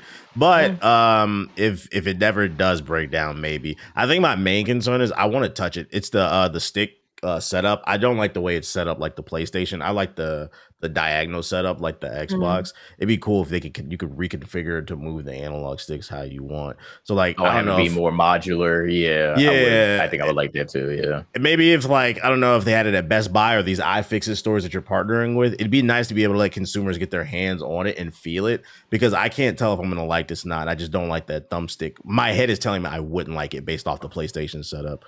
What about you, Jay? Yeah, I mean, we spoke about this last week, and I was asking Ethos, like, how many games do you actually use the trackpad with? And I was like, I can't. Like every time I'm playing with the Steam Deck, I don't use that. And then I was speaking with somebody at work, and I guess he collects a lot of controllers. So he was like, yeah, I damn near have every controller.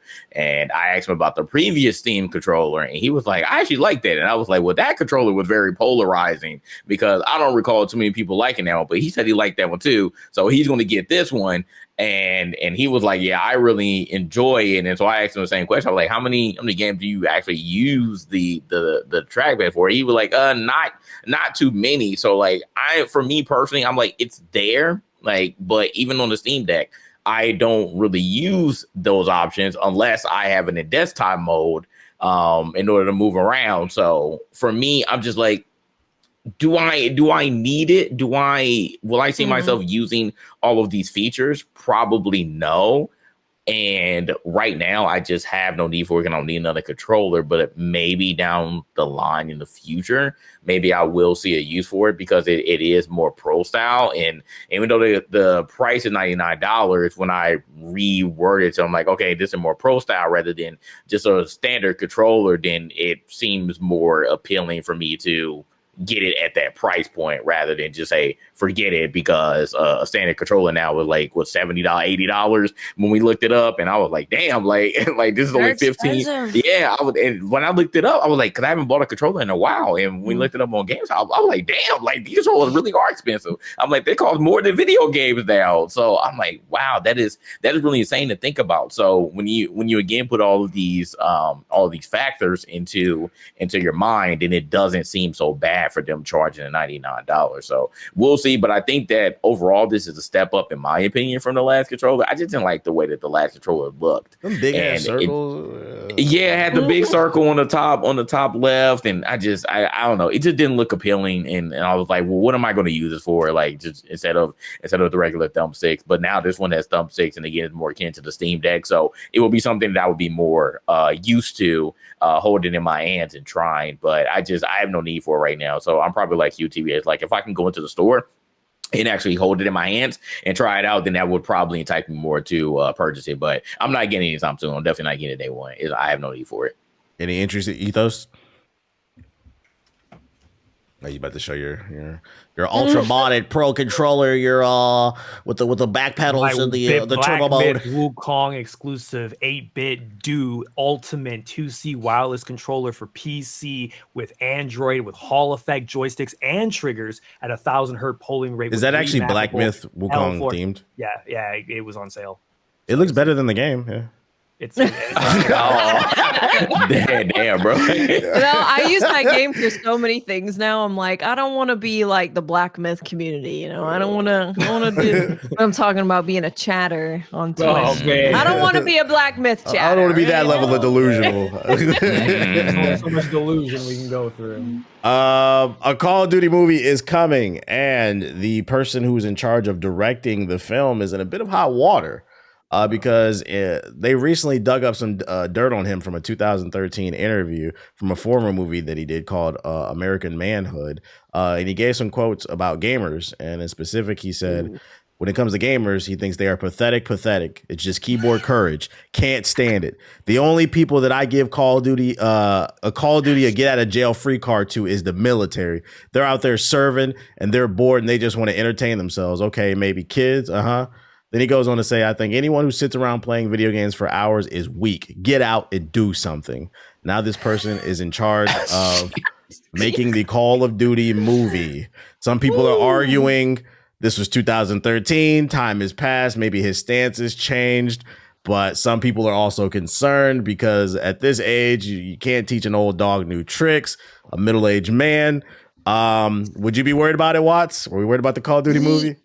Yeah. So on one hand, I could see the argument of just because he has those opinions on games doesn't mean that he's not a really good movie director. And like Call of Duty is a game, but the movie would be, it's not going to be potentially a gamified version of a movie. It's going to be like a movie on the story of Call of Duty. So I understand that. But this man wasn't just like, I don't really game. I don't really get it. He took a pretty extreme stance on gamers. He was like, "You're losers, pathetic.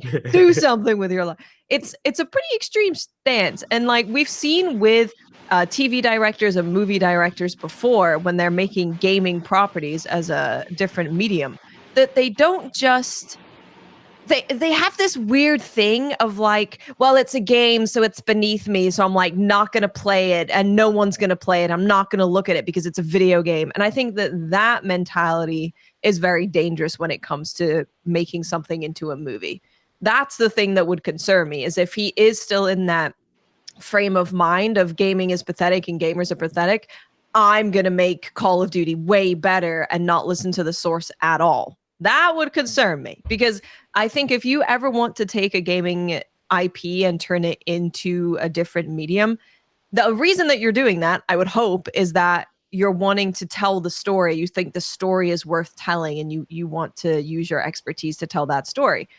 But you would think that would be the case, but I've seen so many times that they seem to hate games, and it always goes bad when that's the case. So I am concerned, absolutely, for sure. I see you smirking down there. What you smirking about? Like, damn, he did go in on that. Like, what the fuck? What's wrong with him, bro? Fuck me for it. What he said for it? Yeah, like what I said, he had very strong opinions.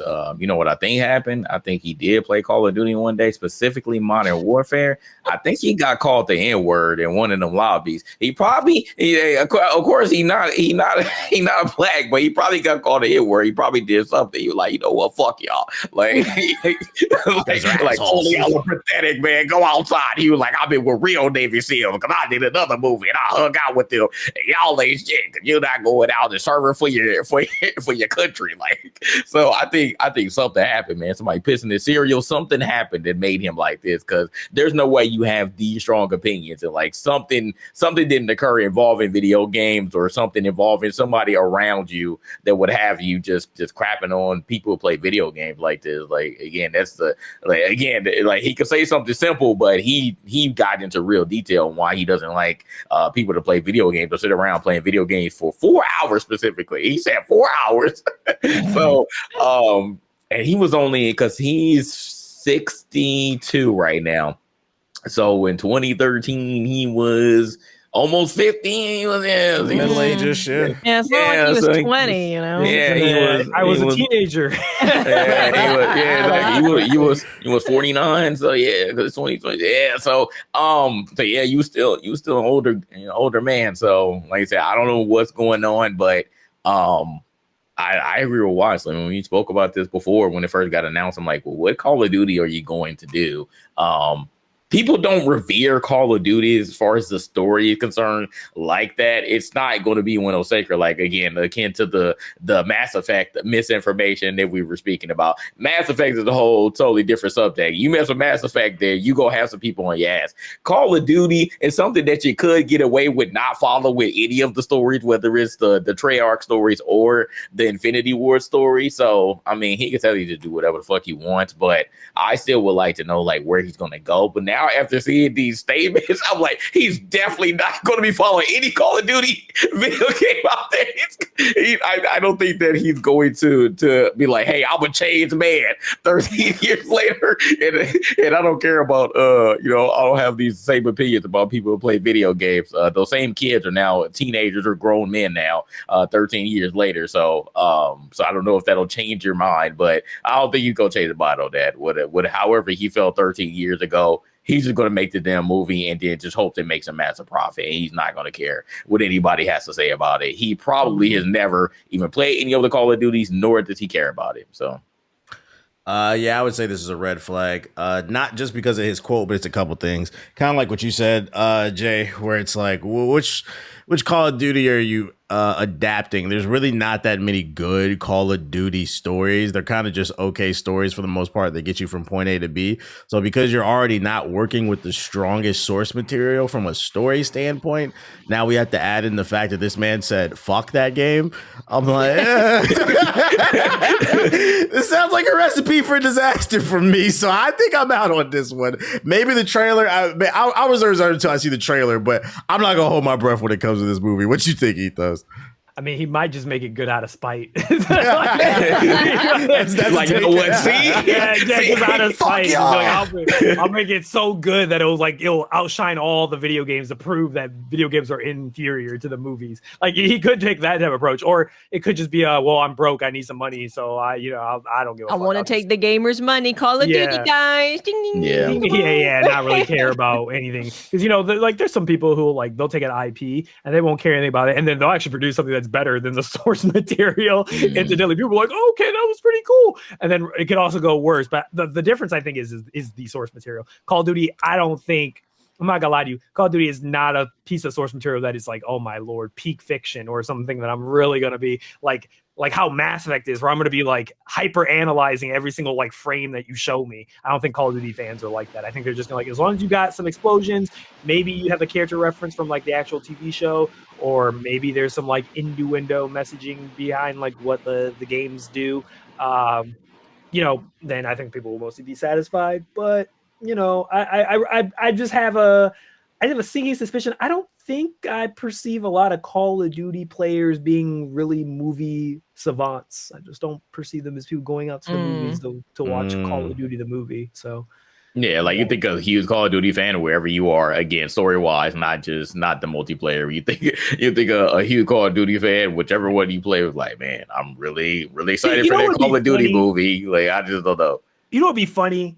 If I was this director, I would completely like flip everyone's expectation on their head. So like when you think Call of Duty movie, you're probably thinking in your head, okay, it's gonna be either like a World War II movie or it's gonna be some modern thing. But I would think if I was a really smart director, I'd be like, no, that's too easy. No, that's too easy, because everyone's gonna be expecting that. And there's a bunch of movies that already do that sort of stuff. What if we actually make it where the main character is a gamer, and the whole story is based off of this gamer who plays Call of Duty? So the Gran Turismo movie, oh my lord! Yeah, but here's they shipped his ass to war. They shipped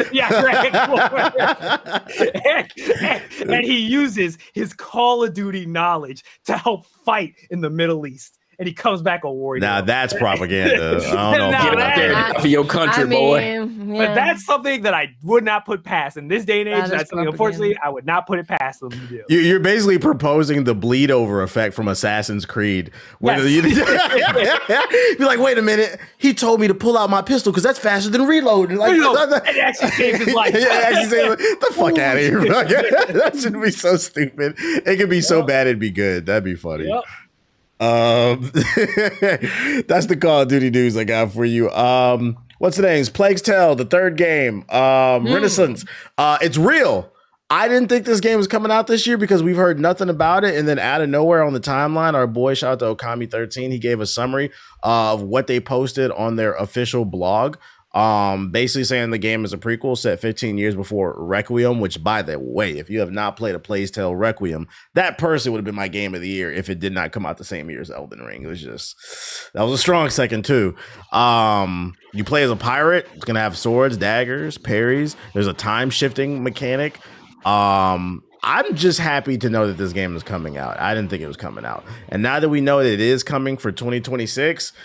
This game, if y'all didn't play Requiem, if this is anything like Requiem and they're taking it to another level, this is going to be another game of the year contender, in my opinion. It's going to be in the conversation. Our wallets are going to be hurting. I see you over there. Like, what do you need from a new one for it to stand out, Watts? I think for me, it's all story. Right, like story and immersion in those games, and really, really good writing, really good voice acting. That's always the thing that will push it super high for me, and I think that's what I'm looking for from that game. Some games we look for gameplay, like with Saros and Neo and etc. But for these games, definitely I look towards story. So if they can nail that, I have complete trust in them nailing like performance, visuals, gameplay. So yeah, for me, it would be a story that makes me cry. If you made me cry, game of the year. I agree. I think because it's interesting they took the prequel route, especially the way that Requiem ended. It had a crazy ending. But since they're taking it, I'm going to trust them. Since they're taking the prequel route, I would like to know more about the rat plague and like its early days and kind of the implications on the timeline. Maybe even how such and such got their abilities. That would be cool. They're taking the pirate angle. Put some cool pirate mechanics in there that makes me really want to swashbucket and find the booty. And then the puzzles too. I need them to. One of the things that I really loved about Requiem that I always praise is like the puzzles are really good because they were well paced, but they were contextual to the storyline. They always felt like they were helping push the story forward. And I always say the great example of think of God of War Ragnarok and then think of the opposite. That's Requiem. So I need more of that with the environmental storytelling. They did a really good job with that. I'm hoping they stick that landing. I'm just glad it's coming out. Any thoughts, Ethos? I haven't played any of them, so I really can't say shit about it. Okay. So yeah. No, nothing for me. I remember that year though that Raccoon came out. You were definitely very high on it. I think I tried it, but I only played for like maybe an hour or so, and then I put it down and went to something else. So it was a pleasant surprise because I didn't have any. The first game I would say it was like a 6 out of 10. Requiem was like the perfect sequel. It took everything to like another level. It was like a 9.5. I was utterly like shocked how good that game was, to be fair. So like, I could see how maybe y'all kind of overlooked it because I don't think it had that hype coming into it. But like, I encourage everybody to play it or at least try the new one whenever they fully review it. Well, let me get your take on this one then, Jay, because I know you're a big UFC fan. UFC 6 has been announced for PS5 and the Xbox Series. Alongside the announcement, they basically just announced a battle pass, an expansion pass, a VIP pass, some type of bundle, and a whole bunch of other monetization. They also made it clear it will have microtransactions. Nothing really about gameplay. A lot of money here. What do you think about that, Jay? Man, all of that crap that you said is the reason why I don't want to play this damn game. Like, UFC has been microtransaction slop for a long time. Like EA, I was so like upset that like THQ, essentially went belly up and disappeared, and then EA took over because ever since like we started this UFC series, I've been like so just turned off on it. I know that A9, because I know he's a huge UFC fan. He loves a video game, so I'm sure that he's going to be excited for this one. But this does absolutely nothing for me. I just rather watch UFC on television and get my entertainment that way. But the video games, I think that just everything that's included with it. I mean, you got a freaking fighter pass, you got the VIP pass, you got this. Like, what is all of this? Like, what am I getting with the base game? If I do nothing but just buy the base game, will I have fun or will I feel like I'm missing out on everything else? Like, forget anything else that's surrounding the game. Forget the gameplay. If I buy the base game and nothing else, what am I getting? Am I going to get like any sort of decency for my $60-$70? Like, or like they got the ultimate edition. Like, it's just so much that's coming in here. I feel like I'm doing a math equation just to try to figure out what the hell I'm getting in this game. So like, this does nothing for me. I'm not excited for it. I haven't been excited for a UFC game ever since EA took over, like I said before, and it's just been downhill for me. EA just been bleeding the hell out of every UFC that they have come out with. This announcement is exactly why, as much as I love Fight Night, I feel like I'm leaning more towards like let's just be nostalgia because people want another one. I don't know if we want it back the way that they're moving with UFC. This announcement is absolutely fucking disgusting, man. Like, it's just money. Didn't say nothing about the game, no gameplay trailer, no intentions of when we're gonna get a trailer. I'm just like, eh. And then on top of that, I'm not gonna lie, I'm gonna add this to it. Here's another reason I'm not buying it, man. The UFC has become a fucking clan rally. I can't support that shit, bro. I stand on that. I'm being dead ass serious, man. Fuck Dana White and fuck that whole organization, bro. They not getting my money. So this is a hard pass for me.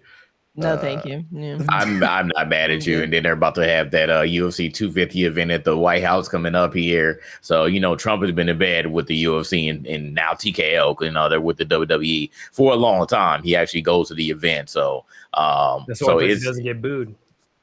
They be cheering for that, man. Well, like every time he comes, it's the only place he doesn't get booed. Yeah, so that's why he goes. Yeah, that's why he goes because he'll go to NFL events and they'll boo him. But UFC, no, NFL they'll boo him. This is so nasty because didn't they just get that Paramount deal too? Where they got billions. Yes. It's like, bro, it's all politics, bro. It's all fucking politics, all of it. If you see me playing this game, it's because I got a free code. I ain't buying this shit. Yeah, I agree. Like, we saw nothing. Like, again, that's a very good point. We literally saw everything, every way that they're going to get our money, but we saw no gameplay. Exactly. That's how you gonna earn the money. Man. Oh my god! This and you know the funny part is this is the same company last year. I told y'all with Skate when they was talking about Skate, article after article after article, it was there. They kept talking about different ways they're gonna monetize. I said, when they gonna talk about the gameplay? It wasn't until towards the end of the launch. They're doing it again, bro. This company EA is just ridiculous. Yeah, I know that all of y'all, like, there are a ton of Fight Night fans there that just want something. They're like, well, UFC is the closest to it. Please, man. Like, I shouldn't feel like I need to preach this every single time, but please just vote with your wallet. Like, I understand this is the only UFC game out, and y'all like, hey, man, it's the closest Fight Night we gonna get, but nah, just I would recommend just to stay away from this game. Just watch UFC on TV, man. Like it's not gonna get any better. Well, it's not getting any better for Ubisoft either. They just laid off 50 developers working on Assassin's Creed X. Come on, can I get it, guys? Come on, it's Ubisoft. They laid off 50 developers working on the new Assassin's Creed Hex, which is the next one in the line. And on top of that, they fired the head director. They laid him off too. So of those 50, yeah, it's the head director. So for those unaware, Assassin's Creed Hex is the next main one of the series, where it's supposed to take place during like the Salem witch trials or something. And it was supposed to incorporate magic. Like one example in an early leaked article, they said you would be able to like magically control animals. They used a cat as an example to like sneak in and get like intel. But according to this article, not only did they lay off 50 people, including the director, but the new person that's came in, the new director, they're dialing it back and they're getting rid of the whole magic aspect and the witchcraft. And instead they're trying to use more like real world examples to explain the magic. So instead of, I don't know, like being able to actually control a cat with magic, like I guess the woman would just have relationships with just cats. Have a cat. Yeah.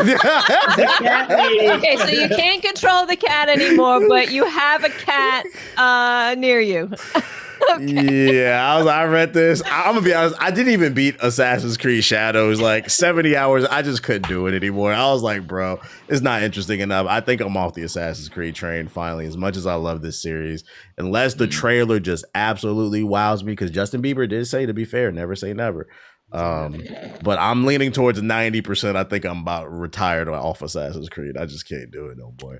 I like the idea of like a witch trials Assassin's Creed. I think there's some really interesting stuff that you could do with that, with like women are witches, and you could play on, you know, having real magic versus not real magic. And there's some interesting pathways that you could go. I don't know if the most interesting path is for there to be no magic.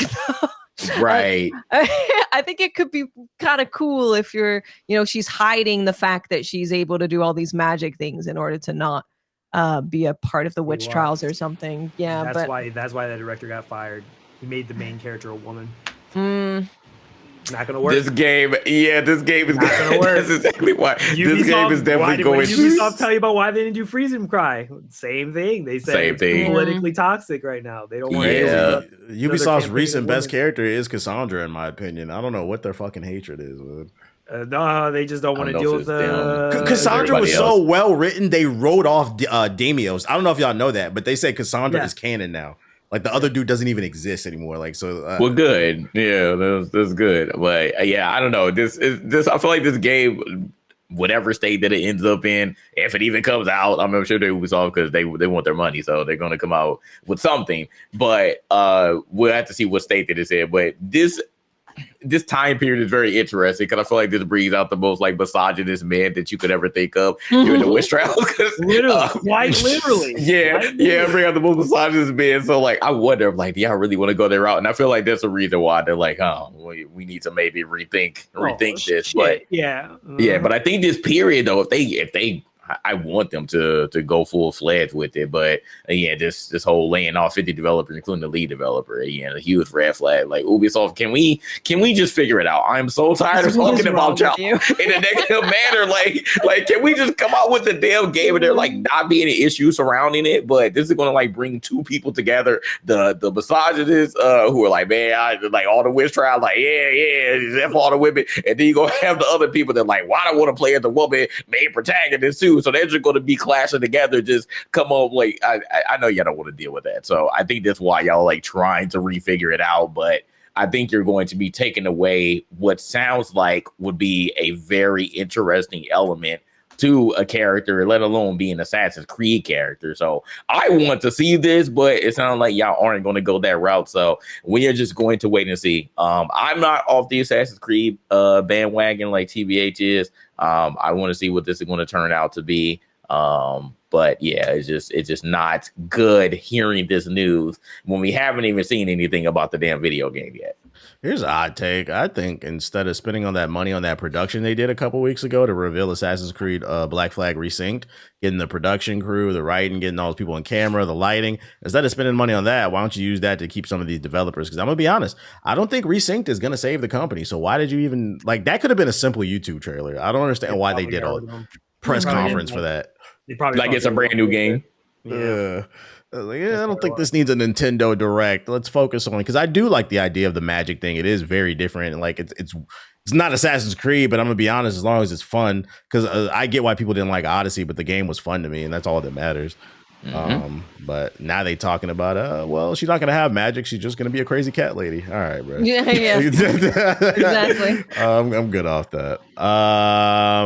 And then it's time for the lightning round. Refurbished PS5s, specifically the Slim Edition and the Disc Edition. They are now going to be $540 or $50. And then the digital will be $500. Anybody want to use almost $600 I thought that the point of a refurbished anything would be for it to be cheaper, not to go up in price. We are in weird times, y'all. I don't know about y'all. We are in super weird times where consoles are appreciating in value, not depreciating. Don't say that. Don't say, because then they're gonna start speculating on consoles. Please don't. Man. I don't want to have that reality. Please don't. I got a hot take for this one. So the new PS5s and the new Xboxes and the new PC parts, I understand Remageddon going on. That's what's driving the price. This shit right here, in my opinion, is just corporate greed, because these are not new parts. And to be fair, for anyone unfamiliar, a lot of what these refurbished products are, they usually just wipe it down or they blow the dust out. They don't be fixing nothing, bruh. So like, you're not producing any new parts. You're not doing a deep cleaning on this. Why are you charging almost $600 for a goddamn 6-year-old console? Who knows how long that it's been out on the market? To me, this is just corporate greed, and they're taking advantage of people's ignorance, because I think the average person is going to see this. Oh yeah, this makes sense. Refurbished because of the Ramageddon. There's no reason to drive this price up. Nope. Unless it's specifically like a console that you have to do something with the RAM, then that one being more expensive makes sense. But I do not like the blanket, it's all now more expensive. Or an intense demand for it. That would drive the price up for it with a limited supply. But I just saw this and I was like, huh? Like, that just literally doesn't make any sense. Buying something that is secondhand, was broken and fake, that doesn't make any sense. Let me give y'all a tip. If you don't want to buy a new one, go on Facebook Marketplace, Craigslist. People go on hood bankrupt every day, man. Get you one for like $300. Just make sure it works. Plug it in. Or 420. Wait till 420. Someone will be desperate. I hear you. They try to sell their PS5 with some smoke. Yeah, that's crazy.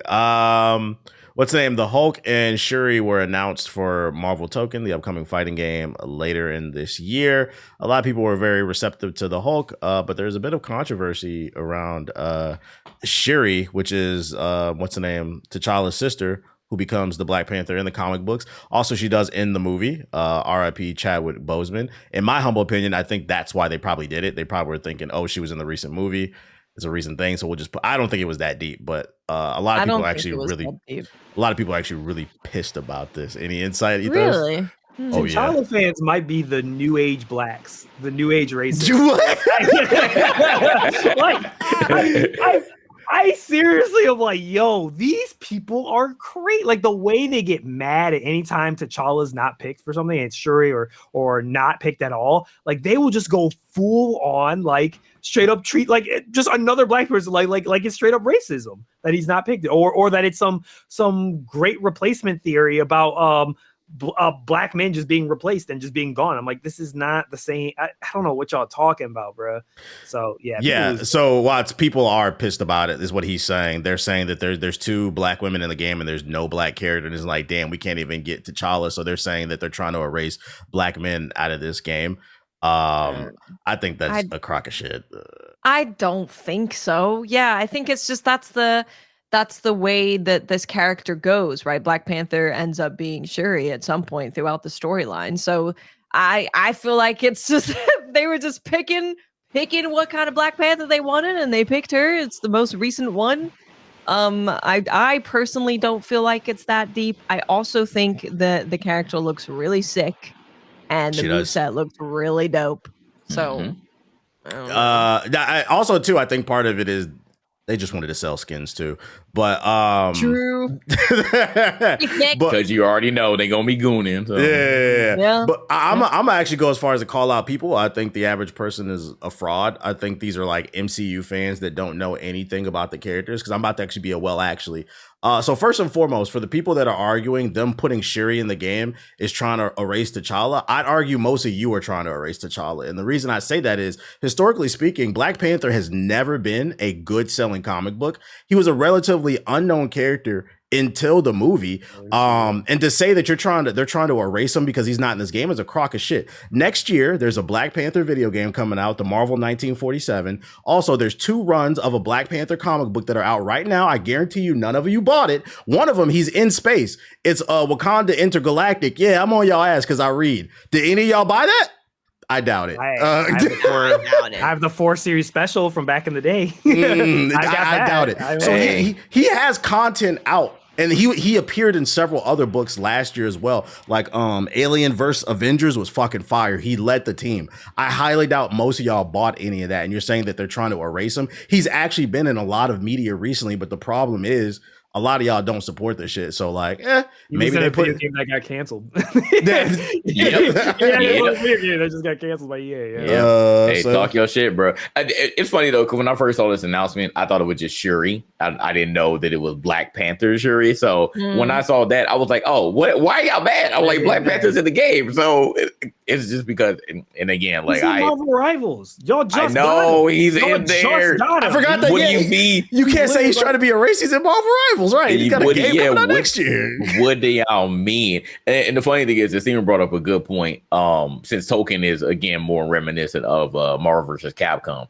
If y'all seen the roster for Marvel vs. Capcom 2, it's a lot of those characters that y'all probably don't know anything about. And guess what? They made it in the roster of that game. So them saying, oh, Black Panther Shuri, that's a lesser known character. Like, nah, y'all are wrong, because it was definitely some characters in there. Like Captain Commander, he's one of the best characters in MVC2, especially with all of his assists. And I ain't know who that damn character was. I can't even remember the last time the Captain Commando appeared in anything. So let's talk about erasure. There's a lot of Marvel characters that have been essentially erased that y'all don't know shit about. But we want to stop at the Black woman because y'all put Shuri in here as Black Panther and not T'Challa. Miss me with that. I thought she looked cool. It's not. She looks really cool. Like she looks really cool. Like that's an example of a fighting game that makes me want to get back into fighting games because it just looks so good.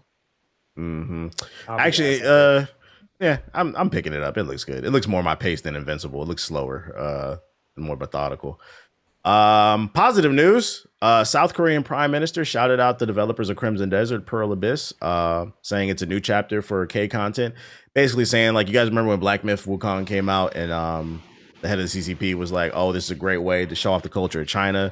The Prime Minister of South Korea did the same thing for Pearl Abyss. They said this is a great way to spread the culture of Korean. My brain froze. Korean culture to the world through the game, and they're just happy to see it successful. And then also on top of that, because the game is so successful, Pearl Abyss gave a pay raise to the developers. Everybody got a $3,400 bonus check. So some positive news there. Anybody, any insight, anything, any thoughts?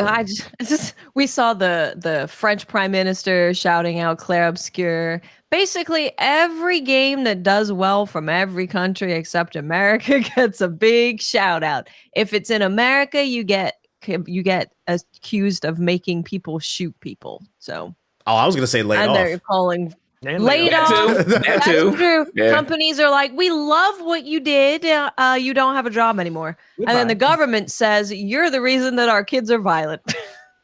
But don't worry. Don't worry. Fortnite's putting a lot of talent into the market, and we have faith that they'll pick some other bootstraps. Thank you. Did an amazing job. Dan Watts was on point with that one. I didn't think about that. Holy shit. Like, we suck, man. We can't get no love over here. But South Korea. I find it funny though. Damn, Stella BBL ain't getting no love, man. They get a shout out for the South Korean Prime Minister. To be fair, Stella BBL sold better once it came to PC. I mean, for obvious reasons. You know that it was on Hellblade is a good game. It is a good game. It was one of my favorite games that year. Yeah, it was a good game. But shout out to Pearl Abyss nonetheless. That's amazing. Shout out to y'all caring about your employees, giving a bonus check. Who doesn't like a bonus check, man? Come on, get that money because y'all you sell a lot of copies, you get paid for it. That's how it's just not fired. Exactly. I get to keep my job. That's your bonus. Exactly.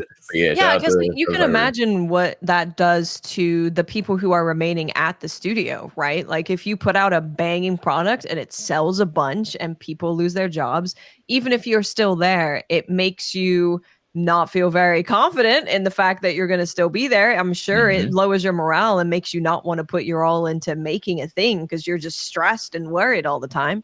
So yeah, it's good to see. Shout out to them. And then last but not least, Star Wars Galactic Racer got a reveal trailer that revealed that is dropping October 6th for the PS5, Xbox Series, and PC. My only take on this game looks really good. I'd go as far as to say it looks like one of the best looking games, like visually, I mean, of the year. And I'm looking forward to trying it out because it's made by some people who formerly made Burnout. Does anybody have any thoughts with the release date? I just thought it looked good. Yeah, I thought it looked good. I'm happy it got a release date. Happy to know it's coming out this year. Yeah.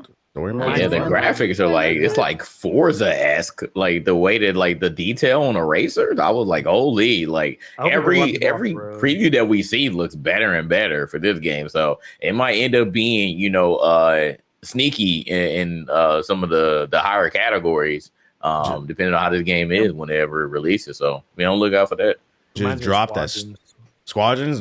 Yeah, because I remember Squadrons. I feel like Squadrons is underrated. I feel like a lot of people didn't give that game a shot. And oh my God, I love that game. That game was so immersive. I love the campaign of that game.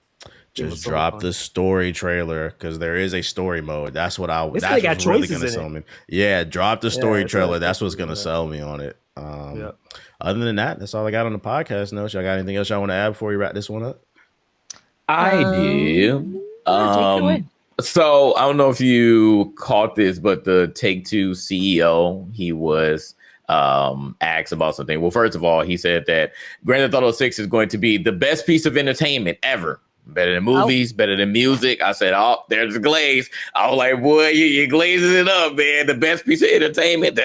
I was like, you just going really high on that. I feel like you're setting yourself up for failure with that type of stuff. Yes, that's what I said. I said, absolutely, man. Because like, what if this game ends up being a huge dud? Like, you gonna get your money regardless, and at the end of the day, that's the bottom line. But if this game ends up being in infamy for the wrong things, like for super negative, and everybody's just like crapping on it, then yeah, I just don't know how you're going to truly take that. And I hope again it doesn't end up being like what I said, like you just start laying off everybody if it doesn't hit your tremendous expectations on what you think this game will be. But I don't want to talk about that. I want to talk about the one question that finally we may get some positivity for the other IPs that Take-Two has, mainly with Rockstar.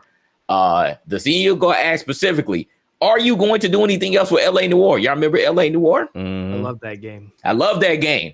Came out in 2011 before GTA 5. I almost forgot that it came out before GTA 5, 2 years before. And the CEO said yes. So I was like, he didn't dance around it.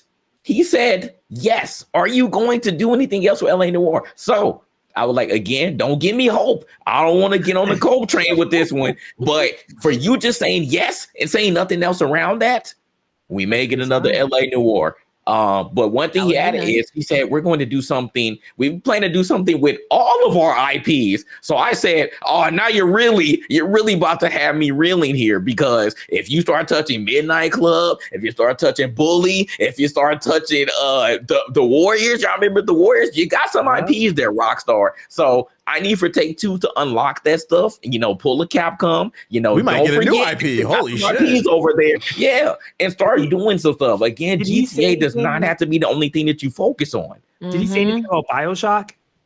Nah, he said other IPs. Yeah, they said other IPs. So again, that could include, they could include other things too. But like specifically with Rockstar, I'm like, please, if you just said yes to LA Noire, then I'm like, all right, man, finally, like, are we finally getting to that point where you're like, okay, we can finally start messing with these other IPs that people cared about, but you've literally done nothing else with because you've just been fully on GTA's dick for over a decade now. Like, please just give us something else. So I'm hoping that they can pull a Capcom and just finally start, remembering that you have other IPs that you worked on. So I just want people to know that, because I'm like, I got very excited when you just said yes to LA Noire. So maybe we'll get something else finally.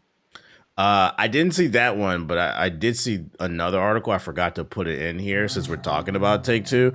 The Take-Two CEO also said that there will be no product placement or ads inside of GTA 6, and he's kept drumming it up. And in my head, I was thinking, he's trying to position it like it's because he's pro-consumer, but in my head, I'm like, well, why would you want to slow down and fuck up the online servers with ads everywhere when you're getting millions in shark cards like, it's just a PR stunt. It makes it seem like they're pro-consumer, but in my head, I'm like, why would you want ads all over your server, slowing it down and ruining the experience when they're spending millions on shark cards every month? We got the numbers on y'all. So I'm like, I was like, I don't know. See, people were the good guys. But then again, it's like, you're not going to put in GTA 6, but you already have it plastered around 2K. So it don't really matter, right? You're still doing the other franchises. If that money started drying up, I bet you they put ads in it. Oh yeah, for sure. But it's not going to happen. Like GTA, whenever that comes out and they get the multiplayer going, whenever that will be, it's again it's going to be another money printer machine. So we'll see. I don't think they're worried about that one day. But yeah, they already do it. That's what I said. They already do a 2K, so it don't matter. They have so much money, they don't care. Yeah. I'd like them to care. I know. Yeah, we'd like them to. It is what it is, man. Anything else? Anybody? I'll give everyone a quick heads up because it's happening on Wednesday, May 6th. The Stranger Than Heaven showcase is happening. Yeah, we're finally going to see some stuff about it. I hope we get a release date. I'm really excited for this game. So is it a Yakuza game or? It's made by RGG. It's made by RGG. Yeah. It's the one that has Snoop Dogg in it. Oh, okay. I didn't know that. Okay. What time is it going to be? I think it's 2 p.m. Pacific. Okay, so there'll be so 11. Okay. All right. Cool. All right. Yeah, I'm excited for that. Yeah, I'm super excited about that. So we'll talk about that next week. But for anyone who wants to watch it and keeping an eye on it, the game looks really good. I'm hoping we get a release date. The people. Okay, well then you got the show floor since you're already speaking. Ladies first. Watts, what's your closing statement for episode 188? Go. It feels good to be back. Thank you everyone for the warm welcome back, both on stream and everything. It's been really nice. And we got lots of games to play. Mixtape's coming out this week too, so we'll be playing that on stream. What's that? Mixtape is if you were old enough to burn your own CDs, you're gonna like this game. Mixtape game. I want to Google this. Mixtape game, yeah. So it's a game where it's basically 3 friends go out on this final adventure. And they play through a bunch of memories from their life as like teenagers and stuff. But it's set to a mixtape of all of their memories. So it's really just a great game if you are a millennial, honestly. It's going to probably bring back a lot of memories of your kind of childhood, teenage years. This is giving me vibes of that teeny bopper game Ethos likes. What's that joint done? Life is Strange? Life is Strange, yeah. It's not made by Don't Nod, but I got the trailer. Yeah, it's on the art style's nice. The art style is cool. Mixtape. Yeah, I must have I just forgot when it was coming out, but I remember it. There's a game like this that I saw Cammy playing. It was like kind of like it was a group of girls that were like in the force or something. It came out last year, I think. I think that was still Life is Strange, but that was the latest one though. You sure? No, it was a different type of game. I remember because I told Cammy, I was like, play this game next. I don't normally play. I play some of these games. Like there's some Telltale games that I really liked, and all that kind of stuff. But this one, I think because of what they're doing, I feel like I'm just gonna go on a nostalgia trip, and that's gonna be really fun to experience, especially with chat. Everyone feeling old and looking back at the good old times. Yeah, I get it. Yeah. Ethos, closing statement for episode 188. Go. Game recommendation. I forgot to do some for a while. New one that I was tracking was actually, I don't think this is going to be a low key one because apparently they have over 300,000 wishlists. So this might be a big game coming out in the middle of summer. It's called Witchspire. It is on PC. You can wishlist it now. It is not for everyone, but it is a open world witch adventure. So you can play with your friends. So it is one of those kind of co-op games where you go together, kind of it reminds me of Power World, because the cool part is you're all witches, so you get brooms. Is it colorful? Is it colorful? Yeah, it's colorful. Oh yeah. And you're a witch, you fly around, you use magic and stuff with a wand. But just like Power World and Pokemon and collecting types, you also will be able to battle and befriend creatures. So if you like, that sounds like something you're into, you want to play with your friends, you want a little Power World kick that you've been missing on. The art style looks really cool. I saw the art style, I was like, oh, this looks really cool. And you want your cool witch wizard type of vibe. It's a cool fusion with a little twist with it, with the wizard aspect. Check it out. It's on Steam and it's coming to early access. Yeah. Nice. Okay. JG, closing statement, episode 188. All right. I usually don't talk about games coming out, but we got another one, and we spoke about this before, but Dead as Disco comes out this week as well. Nice. The one thing that's interesting about this is it's coming out in early access, and I didn't know that. I thought it was coming out as a full game, but it's coming out on the 5th in early access. So I'm going to see what that entails. But again, if you aren't familiar with this game, it reminds me of Sifu mixed with Hi-Fi Rush. It is a rhythm-based beat-em-up game, and I played the demo, and I was already hooked. If you are on PC, because I think this game is only on PC right now, but you can add your own music to the game. So if you have any MP3 file or MP4s, you can add them on there, and you can beat people up to your own custom playlist. So that was the one aspect I was like, wow, this is super cool. So I will be picking this up this week and playing it. So I will provide my first impressions on the next episode. Okay. Damn, everybody shouting out games at the end of the podcast. So I guess I'm gonna have to do it for my ending as well. So my final statement for episode 188 is I want to shout out the game known as Hit the Hype button. If you guys are not familiar with that, after you hit the like button, there's this button that's going to appear. Usually only appears on mobile. It's called the Hype button. I need you guys to hit that, and it's going to help boost our video so we can get more viewers, more clout, and maybe some sponsorships so we can pay bills because this economy fucking sucks, okay? Right now we're doing it for the love of the game, and that's cool, but some money would be nice too. Also, if you made it this far, leave a comment saying hit the hype button in the comment section. So when people come into the comment section, they'll be reminded to hit the hype button. It's going to be a fun game. One more thing in the comments. Also make sure you say, the Pistons won again.